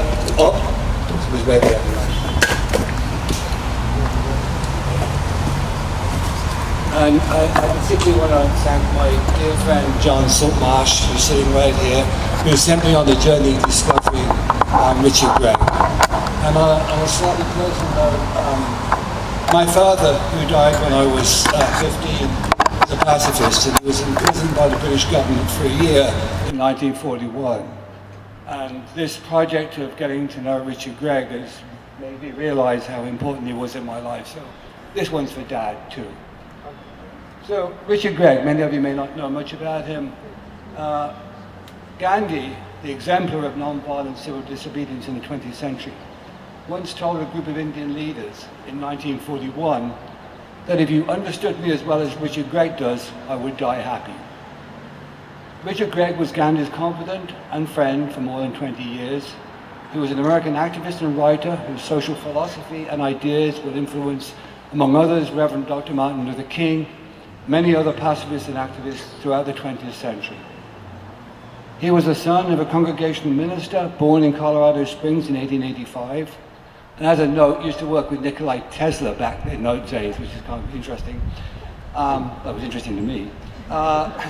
He was educated at Harvard University. He worked as a labor lawyer, arbitrator, and in Boston and Chicago before moving to India to work and study with Gandhi. He returned there many times. He's one of the first Americans ever to study with Gandhi in 1925. Gregg was driven by a deep sense of justice, a commitment to non-violent and humane practices towards people and the planet, and a steady belief in the possibilities of peace. He wrote The Power of Nonviolence, published in 1936, perhaps the leading book on pacifism of its day, and the signature guide to peaceful protest since. The book inspired King and Gregg's ideas, which shaped the American civil rights movement's perspectives and tactics. He was a respected conduit for Gandhian thought in the Western world, and Gregg was a sought-after commentator and advisor on conflict resolution for decades. He was a friend and colleague of leading pacifists and activists, and his work profoundly influenced social justice, peace, and civil rights movements. Echoing Henry David Thoreau's call for simplicity in living and foreshadowing today's heightened green consciousness, Greg also played a key role in a movement linking peaceful conditions to a critique of industrialization and capitalism. He argued that a peaceful world could be achieved with simpler, less destructive forms of production, methods in harmony with the environment. Greg coined the term voluntary simplicity, now used widely to describe lifestyles that reject consumerism and advocate for sustainable living. His dedication to organic farming and gentle respect for the planet informed a generation of farmers and environmentalists. He spent 7 years living on the Vermont farm, Scott and Helen Nearing, the ethical grandparents of the Back to Earth Land movement of the 60s. Greg in total wrote 66 works in 366 separate publications, been published in 7 different languages worldwide. The Power of Nonviolence, his signature book, has enjoyed 108 editions in 6 languages. He traveled widely, joined hands with leaders of the Indian independence movement, and associated with American civil rights advocates such as Bayard Rustin and A.J. Muste, and the English author and pacifist Aldous Huxley, and the great Indian mystic Rabindranath Tagore. Richard Gregg was a remarkable and unassuming man. This quiet radical gave us a guide and rationale for our continued commitment to nonviolence. Thank you.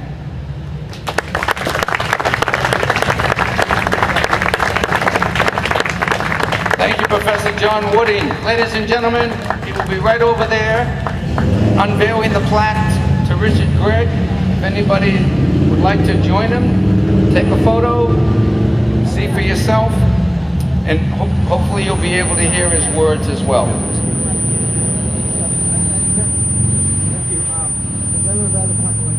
John's going to do that. Richard Gregg, social theorist, lawyer, pacifist, organic farmer, and advocate of gang and nonviolence in 1885 to 1974. The power of nonviolent resistance is predominantly the power of social truth and moral beauty. Powers whose operation does not involve fear. Nonviolent resistance is a dramatization of the idea of essential human dignity. She says she's pregnant. Thank you, John Wooding. Thank you, Richard Gregg. Right now we're going to segue into a recording. Our next recipient is going to go on the wall, whose plaque is going to go on the wall, is George Harrison. And we have a recording that Louis is going to play of George Harrison. We got that, Louis? Alrighty. So right now, our next presenters, both in the film industry and whose lives are intertwined, Mikey Rhonda and Julia Alexander, most recently from Los Angeles, are coming off a whirlwind launch of the highly acclaimed, fully integrated musical masterpiece, Best Summer Ever. And Mikey and Julia, ladies and gentlemen, is a very special day for them because they were engaged yesterday. Please welcome Mikey and Julia.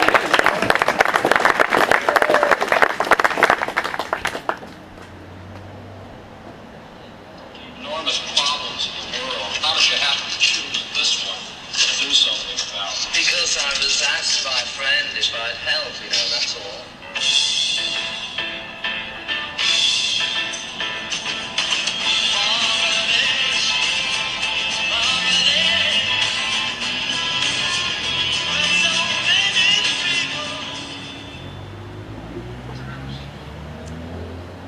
We are so honored to have the opportunity to speak about George Harrison today on the 50th anniversary of the concert for Bangladesh. The benefit concert for Bangladesh was the very first of its kind, shifting the paradigm for artists to use their platform to express their social activism. George was a deeply spiritual person, compelled by his conscience to shed light on the humanitarian injustices like the war and genocide happening in Bangladesh in 1971. When we saw George's plaque in Lewis's office recently, we were excited that he would be included in this event. However, Lewis told us that this plaque was actually supposed to go up on these walls 4 years ago. but had been sitting under his desk ever since he noticed just a small error in the quote. Due to the synchronicity of the date and because of George's alignment with all of the people being honored here today, we thought it was important that the plaque be included.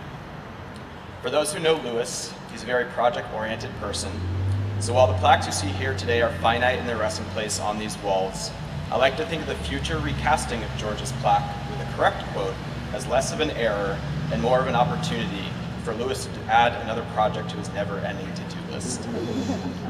Mom is probably wondering if this was deliberate.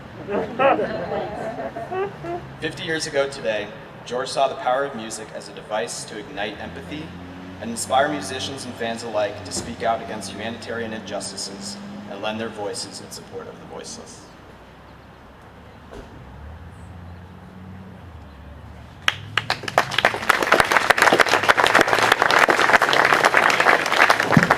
Don't they make a beautiful couple?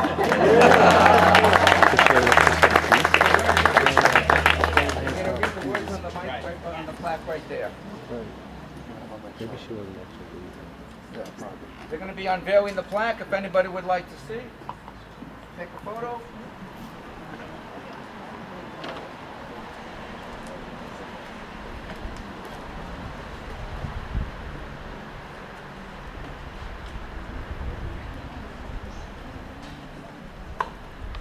George Harrison, humanitarian, musician, singer-songwriter, vegetarian, and a Beatle. My friend came to me with sadness in his eyes. He told me that he wanted to help before his country dies. Although I could feel the pain, I knew I had to try. Now I'm asking all of you to help save us some lives. Please don't turn away. I want to hear you say, "Relieve the people of Bangladesh." Concert for Bangladesh, August 1st, 1971. Harrison's inspiration for this song came from his friend Ravi Shankar, a Bengali Hindu, who approached him for help in trying to alleviate the suffering of Bangladesh. It was the first concert of its kind to raise awareness and funds for refugees of a war-ravaged country.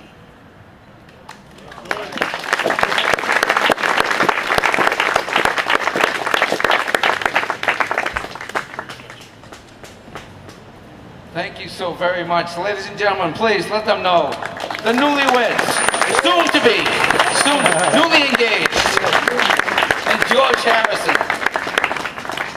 Excellent. That was beautiful. These are all beautiful. Each one more inspiring than the next, than the previous one, as inspiring as the previous one. It's right now, it isn't every day that you get to honor your parents the way retired educator Jill McLaughlin and her brothers Scott and Craig will today, as Britt and Nan Pendergrast are installed here at the Pacifist Memorial. Please welcome Britt and Nan, please welcome Jill McLaughlin, Scott Pendergrast, and Craig Pendergrast. Hello, I'm Scott. About our father. I'm Jill, and Louis had put all the assembled Pendergrass, McKinleys, Sakayamas, and Maitlands come up and stand behind us. But in the interest of time, I'll go ahead and get started telling you about my father. On Pearl Harbor Day, 1941, Britt Pendergrast was 24 years old. He'd been married to his wife, Nan, for a year and a half and was the father of a 2-month-old daughter, Jill, and the first of his 7 children. When he was drafted for military service, he filed for status as a conscientious objector. At his draft board hearing, when asked his religion, he answered that he had been raised as a Presbyterian. The draft board members told him that Presbyterians were ineligible for conscientious objector status, and 24-year-old Britt told them that he would not join the war effort on his religious and moral grounds. That draft board didn't quite know what to do with him, and he was eventually categorized as 4F for unspecified reasons. He was able to proceed with his life without having been complicit in killing anyone or dying prematurely, and his offspring, colleagues, and friends were grateful for that. Britt was a lifelong pacifist. He spoke out against the U.S. government's wasteful spending on the establishment and maintenance of its military-industrial complex. Along with his wife, Nan, he was active in the civil rights movement in Atlanta, and they were local leaders of the anti-Vietnam War movement. In the late 1960s and early 70s, Britt was a counselor for conscientious objectors, advising young men on their rights to refuse to be drafted into the military or to work in support of the war. Britt also became a leader in the environmental movement in Georgia. Toward the end of his career, he worked for the state of Georgia's Department of Natural Resources as director of the state's Heritage Trust program, leading a team which identified, acquired, and preserved outstanding natural areas and historic sites throughout the state. I only have less than 200 words to speak about my mother, who usually was the major speaker of the two. So this will be a good reversal. Nan Schwab Pendergrast, a precocious child, knew from an early age that the race situation in Atlanta was wrong, that war was wrong, that she loved flowers. When she was 14, she met our father, who agreed with her, and who became the gentle, intelligent, loving saint, as she used to call him, of her life. As an adult wife, mother, and activist, Nan took every opportunity to help rectify the wrongs she had recognized so early. She became that rare Atlanta housewife who was on the boards of the NAACP, the Urban League, and the Fellowship of Reconciliation, among others. She marched, worked, spoke, and wrote, supporting candidates and causes in which she and Britt believed. In their 76-year marriage, they were a team, working for peace, civil rights, the environment, and the improvement of our society. They expanded their worlds and those of their guests by housing and befriending like-minded visitors to Atlanta from around the world, all the while raising and staying connected to children and grandchildren and great-grandchildren now with the same values.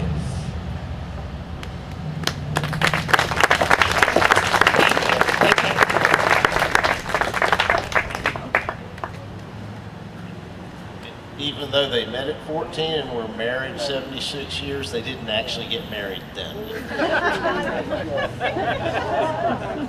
Yes.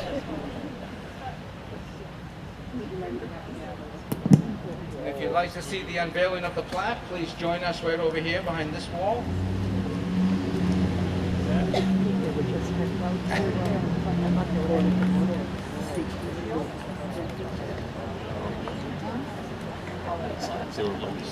Okay. Is this one? Okay. So the words on the plaque are for first Britt Pendergrast, and it describes him as pacifist, engineer, environmentalist, sailor, conscientious objector, counselor during Vietnam War, and director of the Georgia Heritage Trust. He lived from 1917 to 2016. Nan Pendergrast is described as a pacifist, an optimist, a writer, a botanist, a civil rights activist, co-founder of Help Our Public Education, and facilitator of peaceful integration of Atlanta schools. She lived from 1920 to 2018. And there are two quotes from them on the plaque. For Britt, the quote is, "War is an absolute abomination. No one wins a war. Everyone loses, particularly the civilian population, which has no control over things. The only way to stop a war is to refuse to participate. And I think I did the right thing." Then for Nan, I had always been aware that something was terribly wrong with race relations. The black people, so far as I could see, did all the work and had none of the privileges. That's it.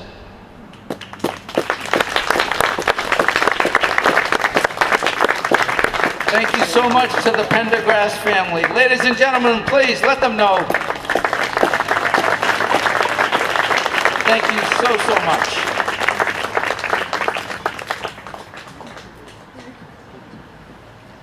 This next plaque award recipient really hits home with me.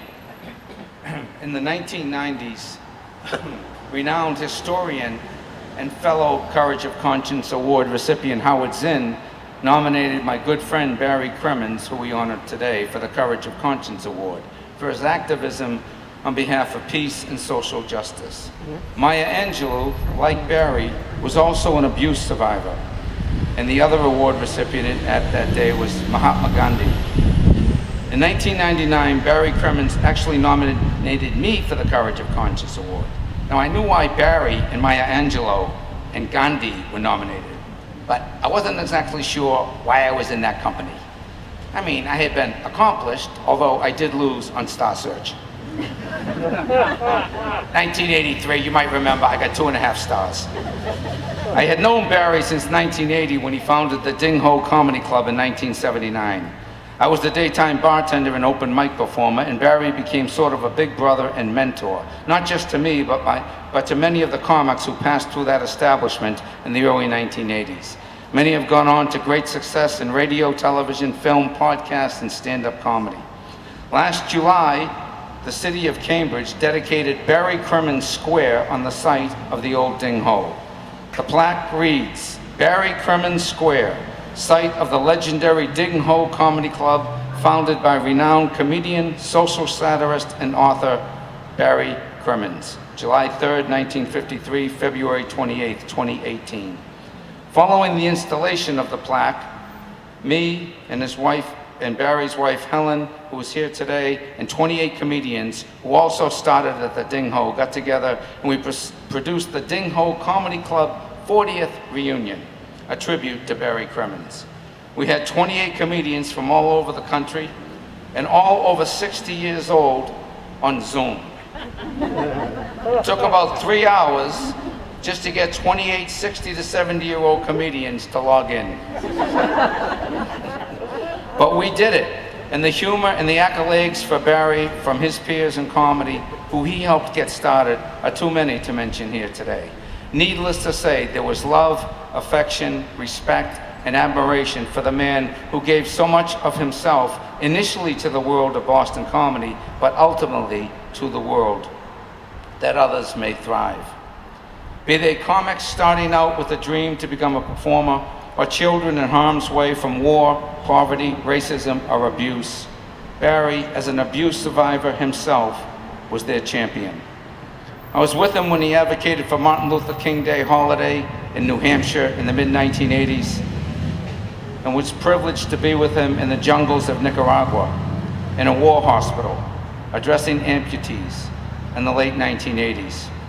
When he finished speaking, the amputees applauded as best they could, and as Barry said in his last television special, he knows the sound of one hand clapping.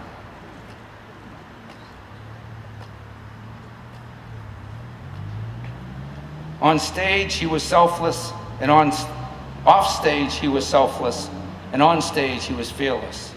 And like everybody being honored here today, and everybody honored on these hallowed grounds, his spirit and legacy will live on in our hearts and minds by the power of the example they left behind.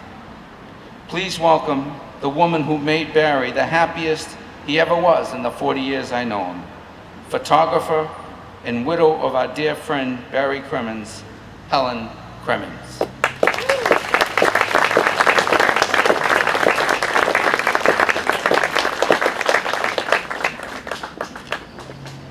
Hello. I'm going to be really short, very brief. Just cut to the chase. I'm going to be so quick here. It's gonna look like a lightning bolt. Sorry. Barry spent his life concerned with the well-being of the innocents of the world. Whether it was through his comedy, where he spoke truthfully about the state of the world, or taking on what was one of the largest corporations at the time in front of a Senate Judiciary Committee and winning, he did it because he wanted to prevent further suffering. He tried to make the world a safer and more honest place. This was his contribution to all of us in this life. His concern never waned, even when he knew he was just a few days from the end of his life. As a husband, it seemed his mission was to make me laugh every day. And when I thought I couldn't laugh harder, he found a way to up the ante.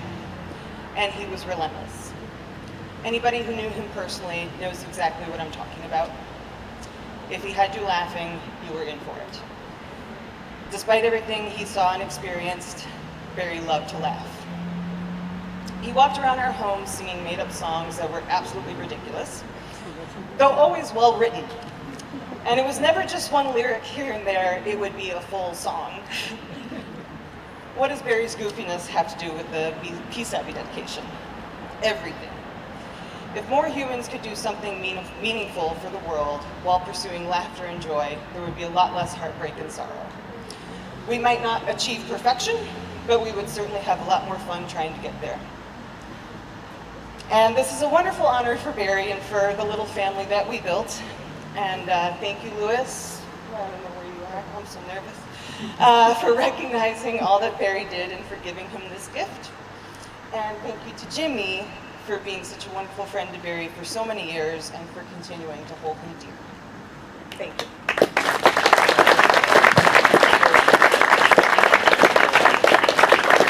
Helen Clemens, ladies and gentlemen. Helen Clemens.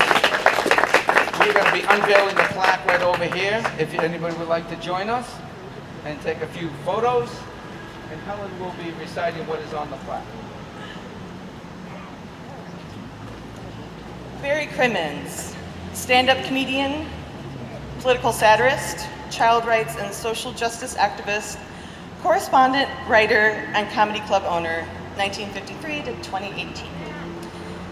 Peace and sanity are the synchronization of heart and mind that occurs when the heart trusts the mind because the mind listens to and believes the heart.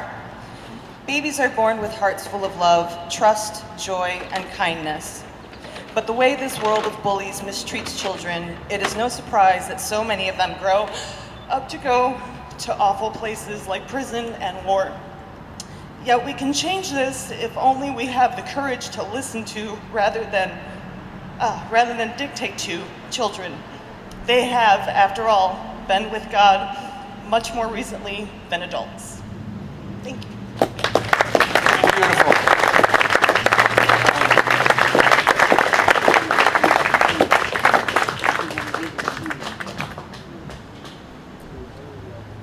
Thank you, Helen. It's an honor to know Barry, and it's an honor to know you.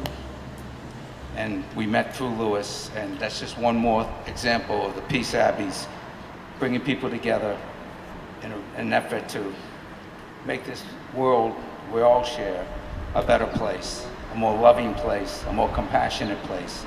And that's the message that is carried here today with all of the recipients and all of the people that are on these walls. Right now,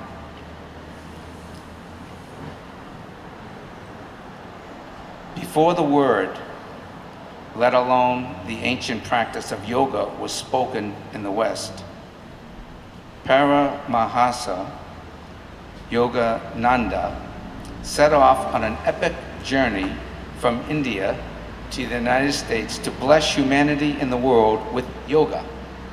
Our next presenters are yoga practitioners Swati Mukherjee and Sandra Gray from the Self-Realization Fellowship.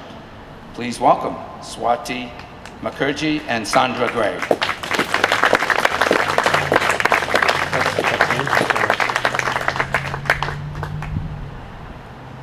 Hi, I'm Swati Mukherjee, and this is Sandra Gray.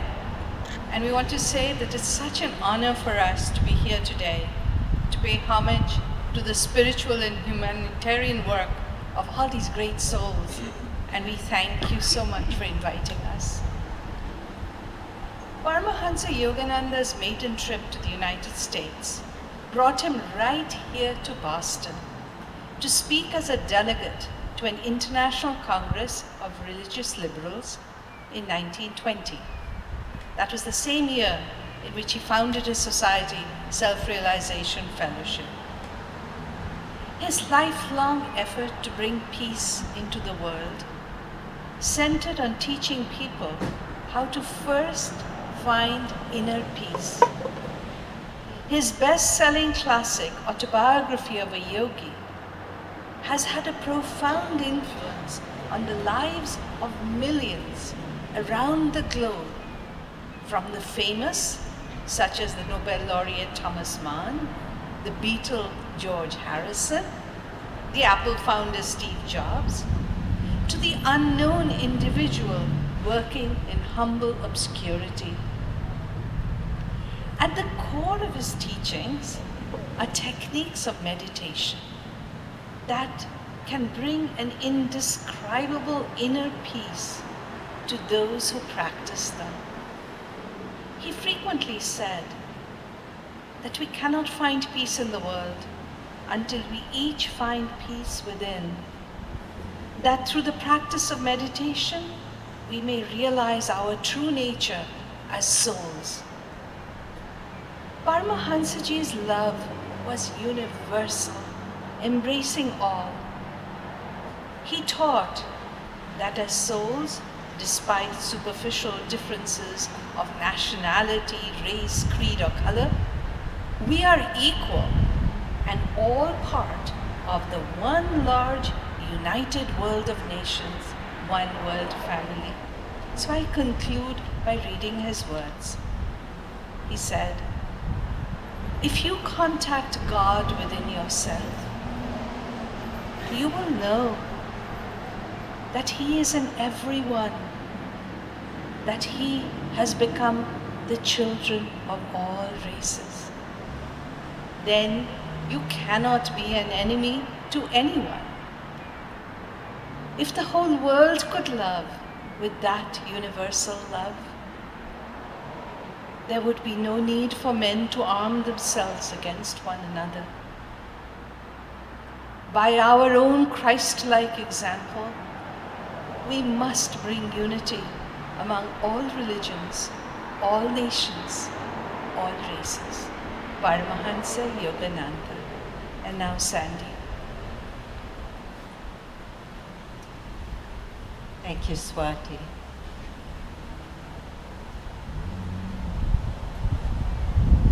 Let us all pray for a united world. I'm going to read the prayer for United World by Paramahansa Yogananda. May the heads of all countries and races be guided to understand that men of all nations are physically and spiritually one. Physically one because we are the descendants of common parents, the symbolic Adam and Eve. And spiritually one because we are the immortal children of our Father, bound by eternal links of brotherhood. Let us pray in our hearts for a league of souls and a united world. Though we may seem divided by race, creed, color, class, and political prejudices, still, as children of the one God, we are able in our souls to feel brotherhood and world unity. May we work for the creation of a united world in which every nation will be a useful part, guided by God through man's enlightened conscience.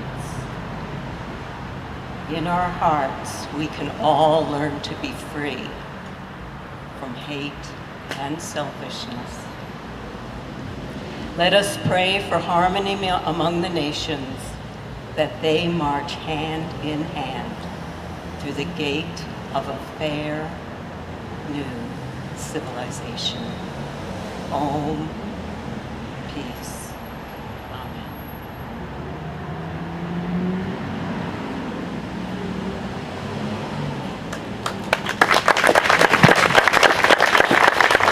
Sandra Gray, thank you so much.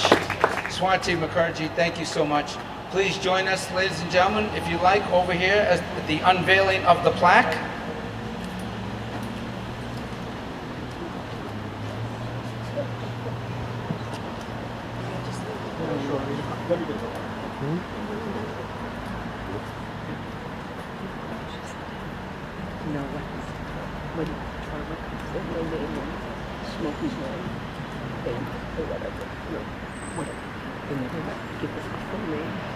Paramahansa Yogananda, world-renowned spiritual teacher, author, pioneer of yoga in the West, founder of Self-Realization Fellowship, 1893 to 1952.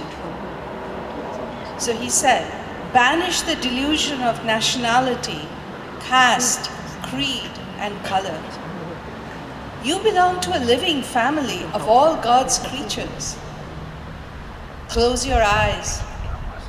Meditate upon the little circle of your family and country. Break the boundaries of this hereditary imagination and make a circle of boundless love, a vast home of sympathy, a vast heart of feeling. And behold there all nationalities, all creatures, living with you in peace around the fireplace of universal brotherhood. Paramahansa Yogananda.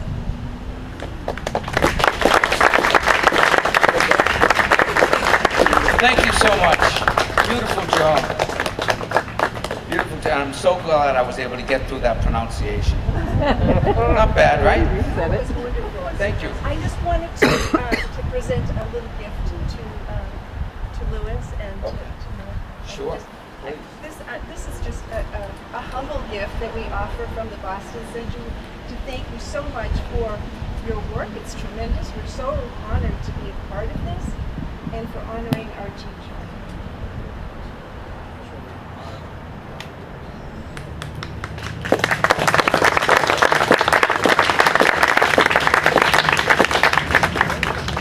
Thank you. Right now, the next recipient is, the next plaque on the wall is going to be Helen Keller. As soon as these motorcycles. Oftentimes, the more you think you know someone, the least likely it is you do. Such is the case with Helen Keller. Speaking on behalf are Angela Diaco from the New Acropolis, and Kim Charlson, Executive Director of the Braille and Talking Book Department at Perkins School for the Blind. Please welcome Angela Diaco.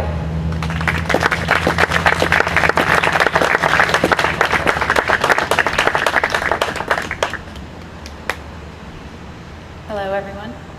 And thank you, Louis and Peace Abbey and everyone here for creating a space for us to honor Helen Keller and her teacher, Anne Sullivan. Now, Helen Keller, far beyond the child trying to communicate through her deafness and blindness, which we see oftentimes in the movies or in our grade school textbooks, showed us truly what one awakened individual can do for the world. And I love that we're also honoring Anne Sullivan in this talk because it's a testament to the influence that one can also have to awaken others. And Helen Keller believed so passionately in the human spirit. She dedicated her life to eliminating any and all limitations that stood in the way of individuals realizing the truth that they had within their own souls. In addition to her advocacy for the deaf and the blind, she fought to eradicate the root causes of those illnesses, and she was a fierce advocate for peace and justice. She was a supporter of the NAACP, an anti-racist woman suffragist, a beautiful, beautiful writer, and fought for abortion rights, and was a co-founder of the ACLU. And I encourage you all to read more about her story. It's truly remarkable. And the world is better now for Helen Keller's influence. And for me, we're all honoring leaders here today, but we are all ourselves leaders, and we all can be better leaders, despite any of our perceived limitations, because we actually find, in fact, those are our strengths. Especially Helen Keller. She was oftentimes slandered in the press for her work in furtherance of these causes, but she was already too famous and too well known because of the overcoming of these perceived limitations that she could not be silenced. But one message I'd like to honor Helen Keller's life with is that in order to change the world, in order to become the best version of ourselves, we have to do that work within us first. And it's just in that one working that we awaken others.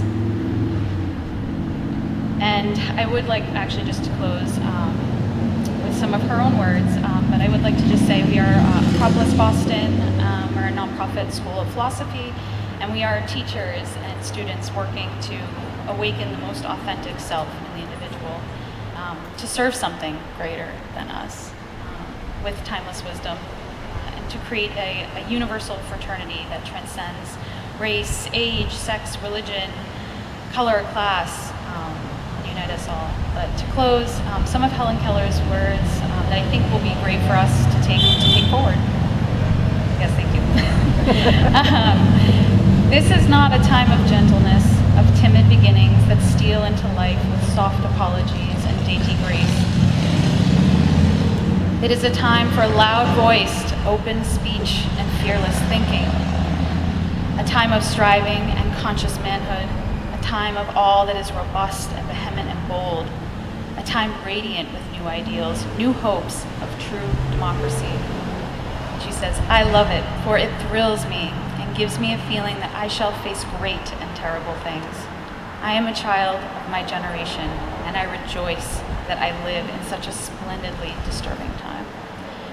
And to that end, we've started a Peace and Justice series on YouTube that we hope to honor all of the leaders we have here at the Peace Abbey. So thank you, everyone.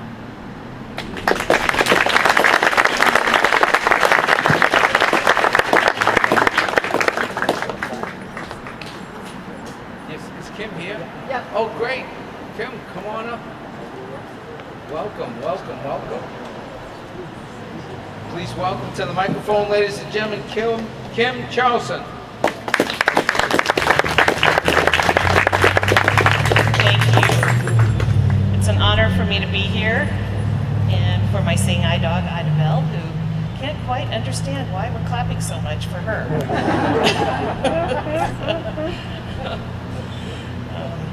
On behalf of Perkins, again, it's an honor to be here. My remarks are shared with you from the place of my collaboration in being blind, as Helen Keller was, but her words are priceless to me and to everyone here. In a speech entitled "Strike Against War," delivered before the Women's Peace Party in New York 105 years ago, Helen Keller wanted to dispel the myth that all she was doing in her advocacy was to be a spokesperson for the American Foundation for the Blind, the agency she worked for over 40 years. She said, "To begin with, I have a word to say to my good friends, the editors, the others who are moved to pity me. Some people are grieved because they imagine I am in the hands of unscrupulous persons who lead me astray and persuade me to espouse unpopular causes and make me the mouthpiece of their propaganda. Now let me be understood once and for all that I do not want their pity. I would not change places with one of them. I know what I am talking about. I know what I am talking about. Helen Keller was not afraid to speak out against war and the oppression of the working class by an economic system she vehemently opposed. She was a socialist, a radical feminist, and she clearly saw the root cause of suffering and exploitation of the masses. She was the voice of conscience that expressed her genius into the palm of Anne Sullivan's hand and into the hearts of those who listened to her. She was truly so much more than society, then or now, gives her credit for. She would say, "I do not want the peace which passeth as understanding. I want the understanding which bringeth peace." So it's my pleasure to speak. Thank you. And I want to tell you briefly my story of meeting Louis. We didn't meet in person until today, but over the last year, we've shared dozens of emails because he reached out to me because he wanted to make a Braille plaque for this ceremony today. And I said to Louis, "Well, I think it's phenomenal that you want to honor Helen Keller. But first of all, you can't make a separate Braille plaque.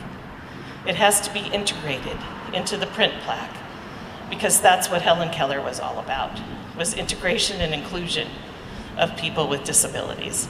And Louis, being Louis, as I've heard today, took my words to heart.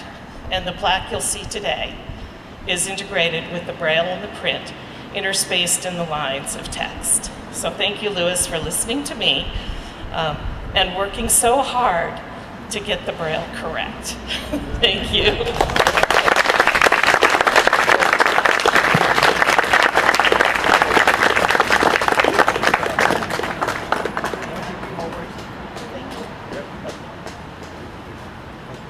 So please join us over at the plaque, if you like, for the unveiling with Kim Charlson and Angela Diaco.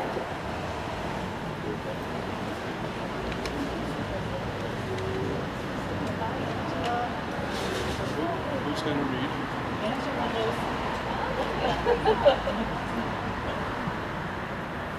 Helen Keller. Helen Keller, deaf, blind, political, and anti-war activist, Swedenborgian, suffragist, socialist, women's workers, and disability rights advocate, author, and co-founder of the ACLU.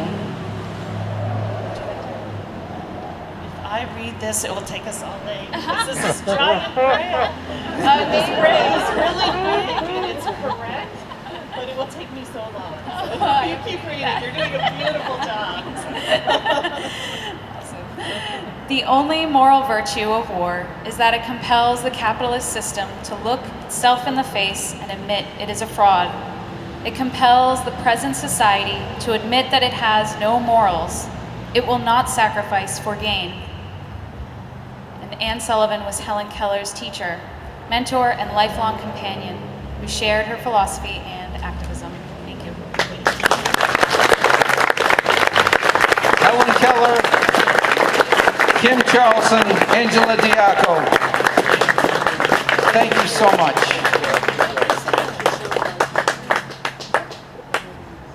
Alrighty.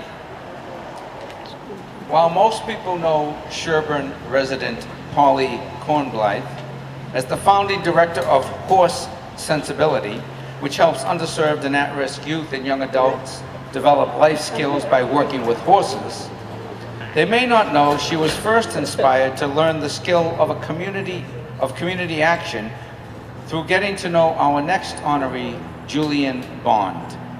Please welcome Polly Kornblythe.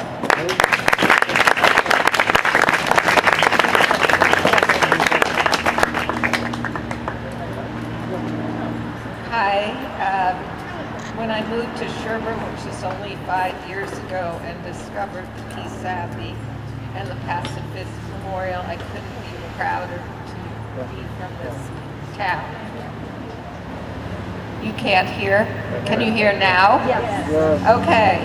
I'm very proud to be from Sherborn because of the Peace Abbey and the Pacifist Memorial. I do want to assure you that I was a community activist long before I met Julian Bond. I think I was 12 handing out leaflets for Eugene McCarthy. What I'm going to read you, some of it is borrowed from Pam Horowitz, Julian Bond's widow, who I also had the pleasure of knowing. And I tried to get her to come here. From his civil rights and anti-war activism in the 1960s to his support for gay rights in the new millennium, Julian Bond was always on the cutting edge of social change. As a college student in 1960, Julian was a leader of the Atlanta Sit-In movement and a founder of the Student Nonviolent Coordinating Committee, SNCC. For the next 5 years as SNCC's communications director, Julian covered or participated in every major event of the Southern Civil Rights Movement. When Julian won election to the Georgia House in 1965, his fellow legislators refused to seat him because of his opposition to the war in Vietnam. It took 2 more electoral victories and a unanimous United States Supreme Court decision for him to be seated. A few years later, at the 1968 Democratic Convention, Julian not only led an alternative interracial delegation that challenged Georgia's all-white official delegation, led by strident segregationist Governor Lester Maddox, but he was also the first African American to be nominated to the vice presidency of the United States. Unfortunately, being only 28, Julian was too young to serve. After 20 years in the Georgia House and Senate, Julian began a 25-year career as a college professor and also narrated several prize-winning documentaries, including Eyes on the Prize. Julian Bond's lifetime of activism took him from serving as the first president of the Southern Poverty Law Center during the 70s to the chairmanship of the NAACP from 1998 through 2010. He was also the first national black leader to support the fight for marriage equality. Now that's how most people remember Julian. My sister Kathy and I, however, had the privilege of taking a journey with him through the history of the civil rights movement in the South. And along the way, we met other pivotal leaders such as Eddie Connery, John Lewis, and Morris Dees and Fred Gray. Despite all the pain that Julian had experienced and witnessed, he was a staunch, charismatic optimist with a playful streak and a wry sense of humor. Julian showed up his whole life, which is why Kathy and I have shown up for him by sponsoring this plaque in his honor.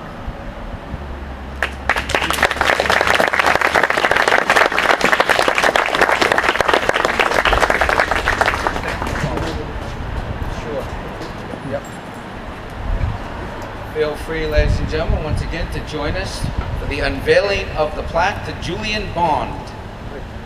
There you are.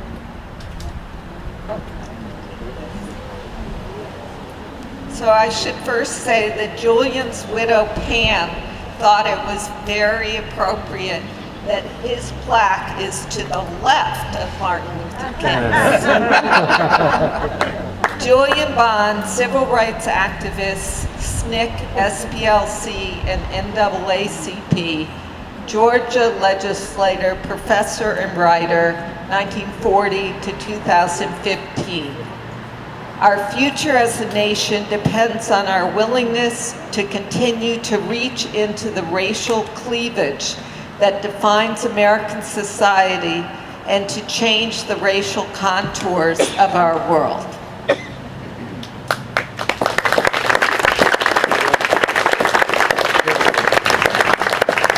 Thank you so much, Carly Cornblade. Ladies and gentlemen, Sherborn's own. Sherborn's own. Thank you so much. Right now, I'd like to bring back to the microphone Jill McLaughlin, who previously spoke of her parents, the Pendergrasts, to share some words about the final plaque recipient today, John Lewis, whose bronze plaque she personally sponsored, and she will then bring forth the distinguished senior pastor of Greater Framingham Community Church, the Reverend J. Anthony Lloyd. But first, Jill McLaughlin.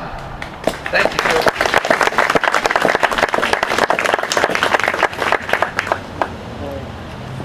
There are very, very few human beings, some have estimated 1 in 1,000, who are not motivated by ego or fear or want, but by something higher, something called by different names. John Lewis was such a man, and he called it the spirit of history. We who knew him or knew of him have, I believe, been blessed. He has been called the conscience of Congress, the conscience of the country.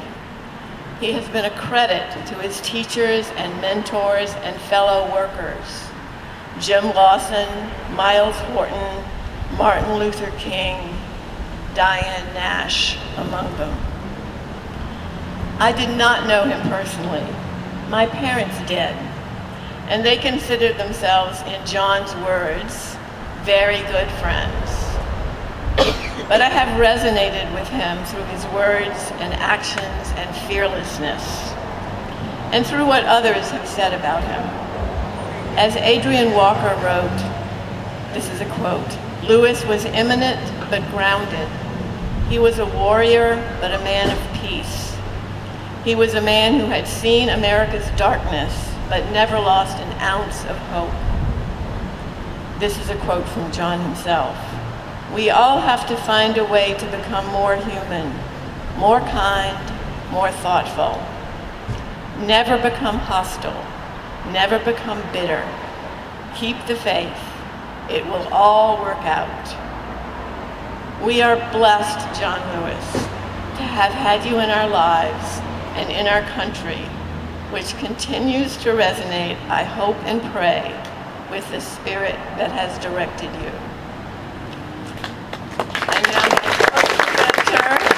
And I'm going to have to go to my family reunion, which is what all the brouhaha, if you've been witnessing, has been about, because we're running very late. The Reverend J. Anthony Lloyd from Framingham. And you'll read the plaque too, right? Yes, we will. I'm going to have to go.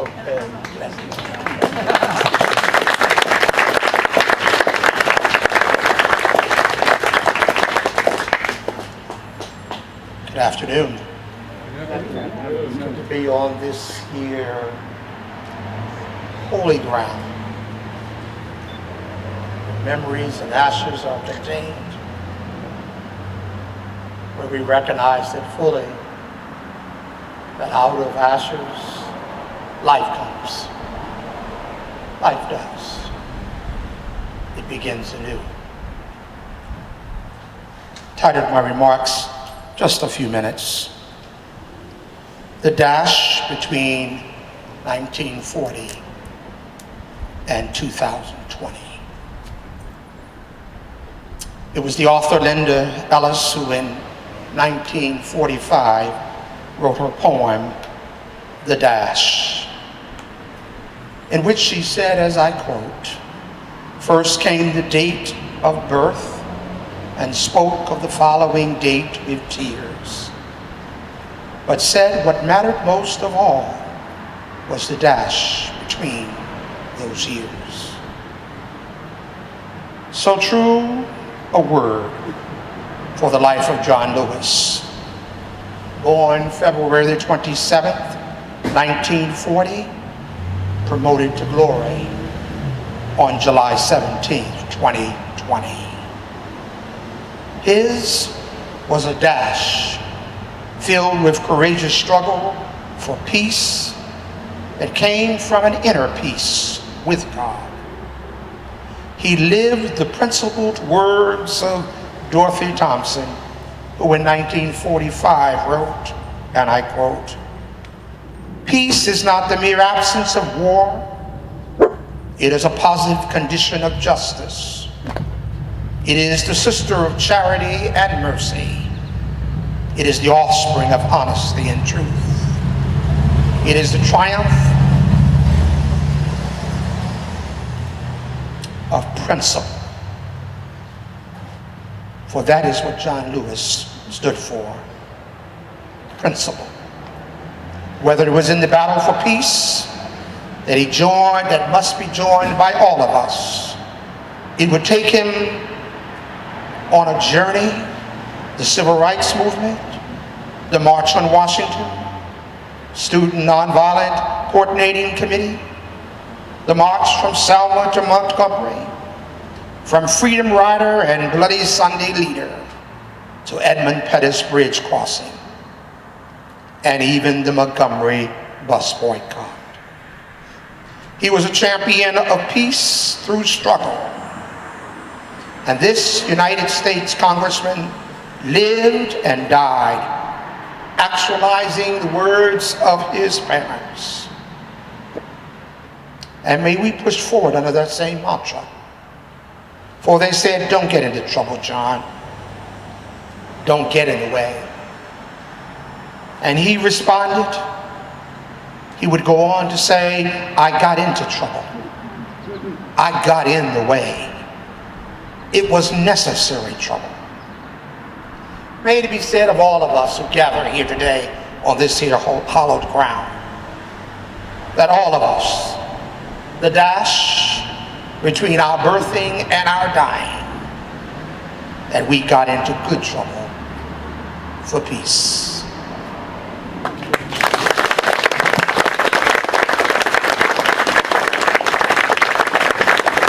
Thank you so much, Reverend J. Anthony Lloyd, who now unveiled the plaque. Please join us, ladies and gentlemen, if you like, to John Lewis.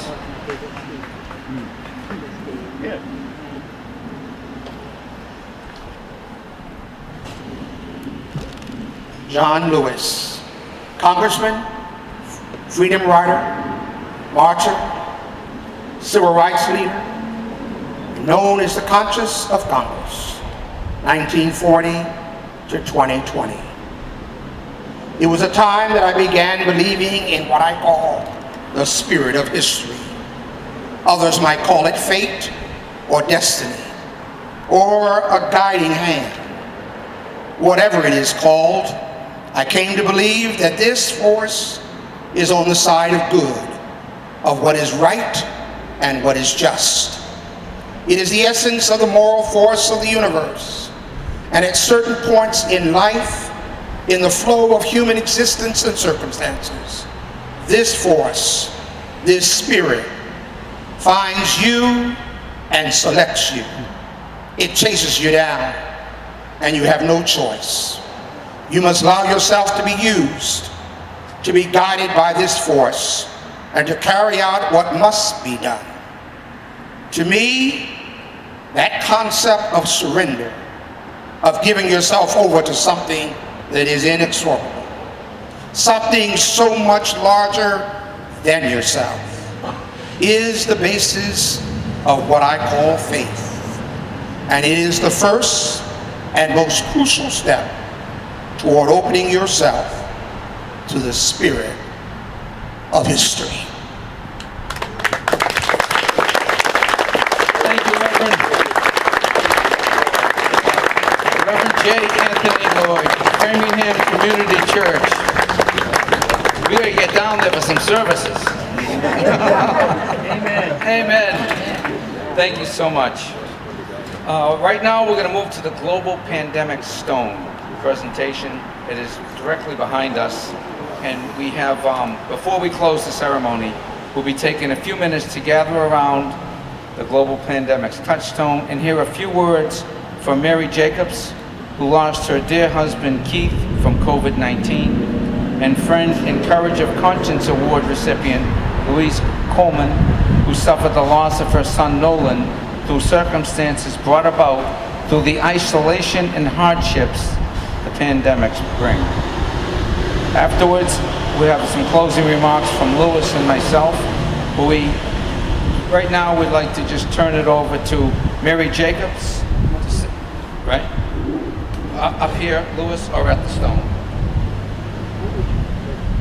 Yeah, great. Please welcome Mary Jacobs. Oh, I'm sorry, Marcy Jacobs. Cambridge Public Schools, I'm sorry. Plus my glasses are over there. No, here they are. Anyway, Marcy Jacobs. I want to introduce my son Seth, who's with me, my daughter Jacqueline. She had another engagement. I want to thank Louis for this honor. It truly is. On April 14, 2020, my husband Keith Jacobs died from COVID. Like so many others, he died alone on a ventilator, and in all likelihood, he became infected after I became ill. On April 3rd, I left my job as Director of Social Work in a rehab facility. I knew that day that my world was about to change and everything was about to come crashing in on me. Keith got sick about 5 days later. He was a loving, funny, compassionate, and devoted husband. He was a wonderful dad to 2 children who he gave everything to, and his love was never ending. He had an infectious laugh and smile. He was a puppet to his 2 grandchildren who were his greatest gift. He waited patiently and humbly on a kidney transplant list for 5 years. And on March 13th, 2020, he had finished all tests and insurance had given us the okay. We were waiting for that phone call. We were just waiting. But COVID had another idea as what the Jacobs family was going to be doing. Despite all our efforts, COVID was in our home and my world changed. The stone we're about to see represents 613,000 people. Moms and dads, brothers, sisters, grandchildren, grandparents, and children. It also represents 40 residents that I lost in the long-term care facility. I lost an entire unit. It's also representative of HIV and AIDS. Hard to believe that 1981 was our first case, and here we are today with breakthroughs of medical science. I have spoken to the most courageous individuals in the last 15 months, young moms and dads whom are left to raise young children, peers of mine, as we're left with an emptiness that begoes betrothed, family who's lost multiple family members. But we had to look at ourselves through this virus, and I'm listening to all these speeches and thinking how this all intertwines, because we had to all look at a mirror through this virus and look at our values. It brought out the deficits in mental health, isolation, depression, and suicide. It brought out the worst of us in racial inequality, because our brothers and sisters of colors took the toll. We learned that about food insecurities as I went through church parking lots and saw my neighbors waiting for food on the cold. It brought us in, we saw children waiting in parking lots for internet connections.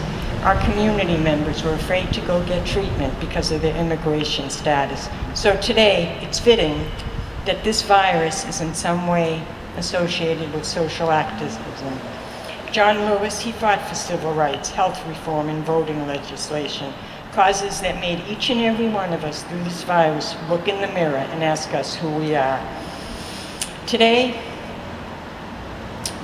we have a vaccine, we have treatment, and yet we have those that refute the science. Our survival and our ability to keep our children safe is dependent on others' actions, their willingness to do what is right.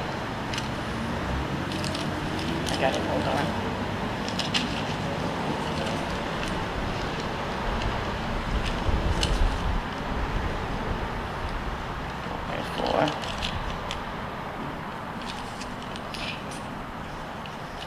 I will continue to be Keith's voice as long as the last day until I breathe. The Clover community has started community grassroots organizations. Our goal is to remember and to honor and to ask for accountability through legislation action.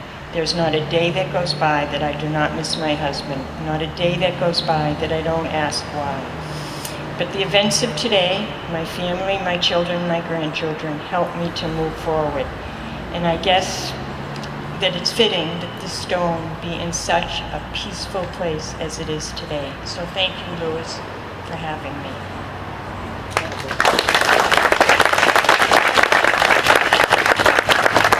Thank you, Marcy Jacobs. Thank you so much. Right now, Louise Coleman. Please welcome Louise Coleman, ladies and gentlemen.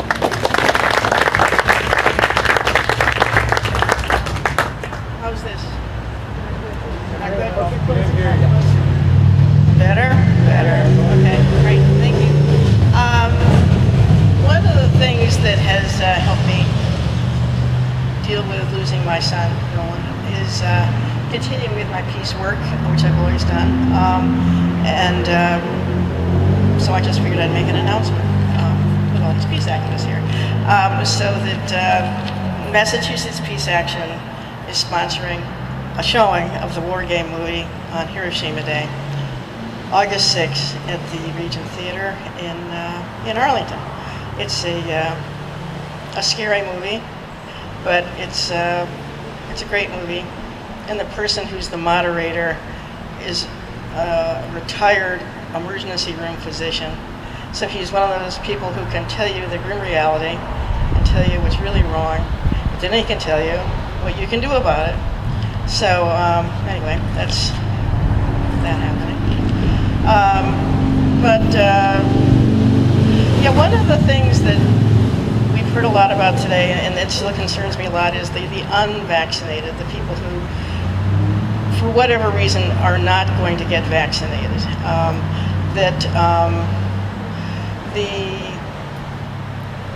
Nolan, he was 52 years old. He was a very, very hardworking, extremely conscientious person who had 2 teenage children and a wife. He was an IT worker. The people who ordinarily don't seem to have a whole lot of interaction with people. So he was working all alone. He was cut off from his support systems. He was depressed. He was getting more depressed the more alone he was. And then, one night when his family was away, he committed suicide. And I had been trying to reach him all that afternoon and hadn't been able to, so I did go up to his house.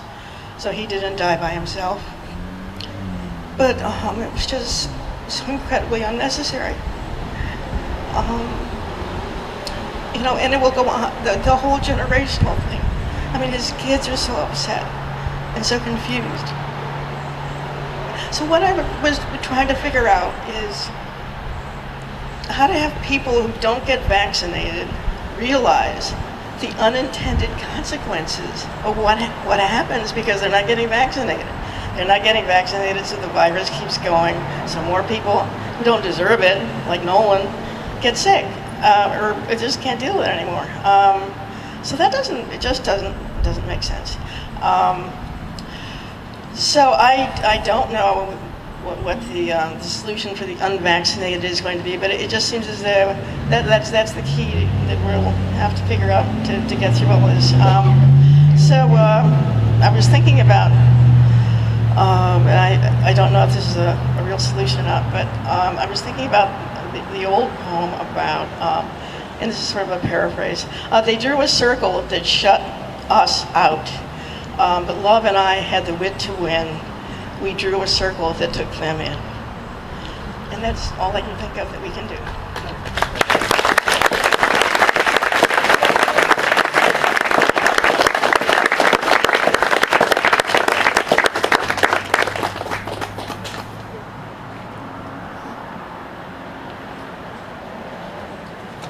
With those words, and I know Jimmy has a few words before we go to the stone, but it would be, I think, an important way to end this is for us to, if not all at the same time, which would the impossible, but to touch the stone, feel its coarse, cold hardness, and remember what we've all been through. There's just nobody here who hasn't been impacted by this pandemic. And as we think of what's happened and as it's rippled throughout the world, it brings us together in a way that no one ever wanted, but we are one. So if we'd like to just go back to the stone, Jimmy, I'll ask that you guide us in that. Okay. And the stone is on the caisson, and before I forget to mention it, this stone is going to be physically pulled to New York City at the United Nations. It's a trip that we've done before. We are on what's called Stonewalkers, and we pulled stones to Washington, through Ireland, England, and Japan, and Korea. But this stone, if you want to learn more about it, please join us. It's a 2.5-ton stone. We place long drawbars in front, and that's how it moves. So, Jimmy? Sure. Louis, would you like people, should we bring the mic back there, or people to speak? Okay, so thank you so much. We'll bring the mic back there, and if people feel great, just go back and touch the stone. Or were you going to have any more words from back there? No, I think we're just going to have a hard time to touch the stone and feel what you need to feel and say what you need to say in your own heart, and we'd like to share it on the podcast. Beautiful. Either say your words privately, or feel free to use the mic if you'd like to say a few words and touch the stone. Thank you so much.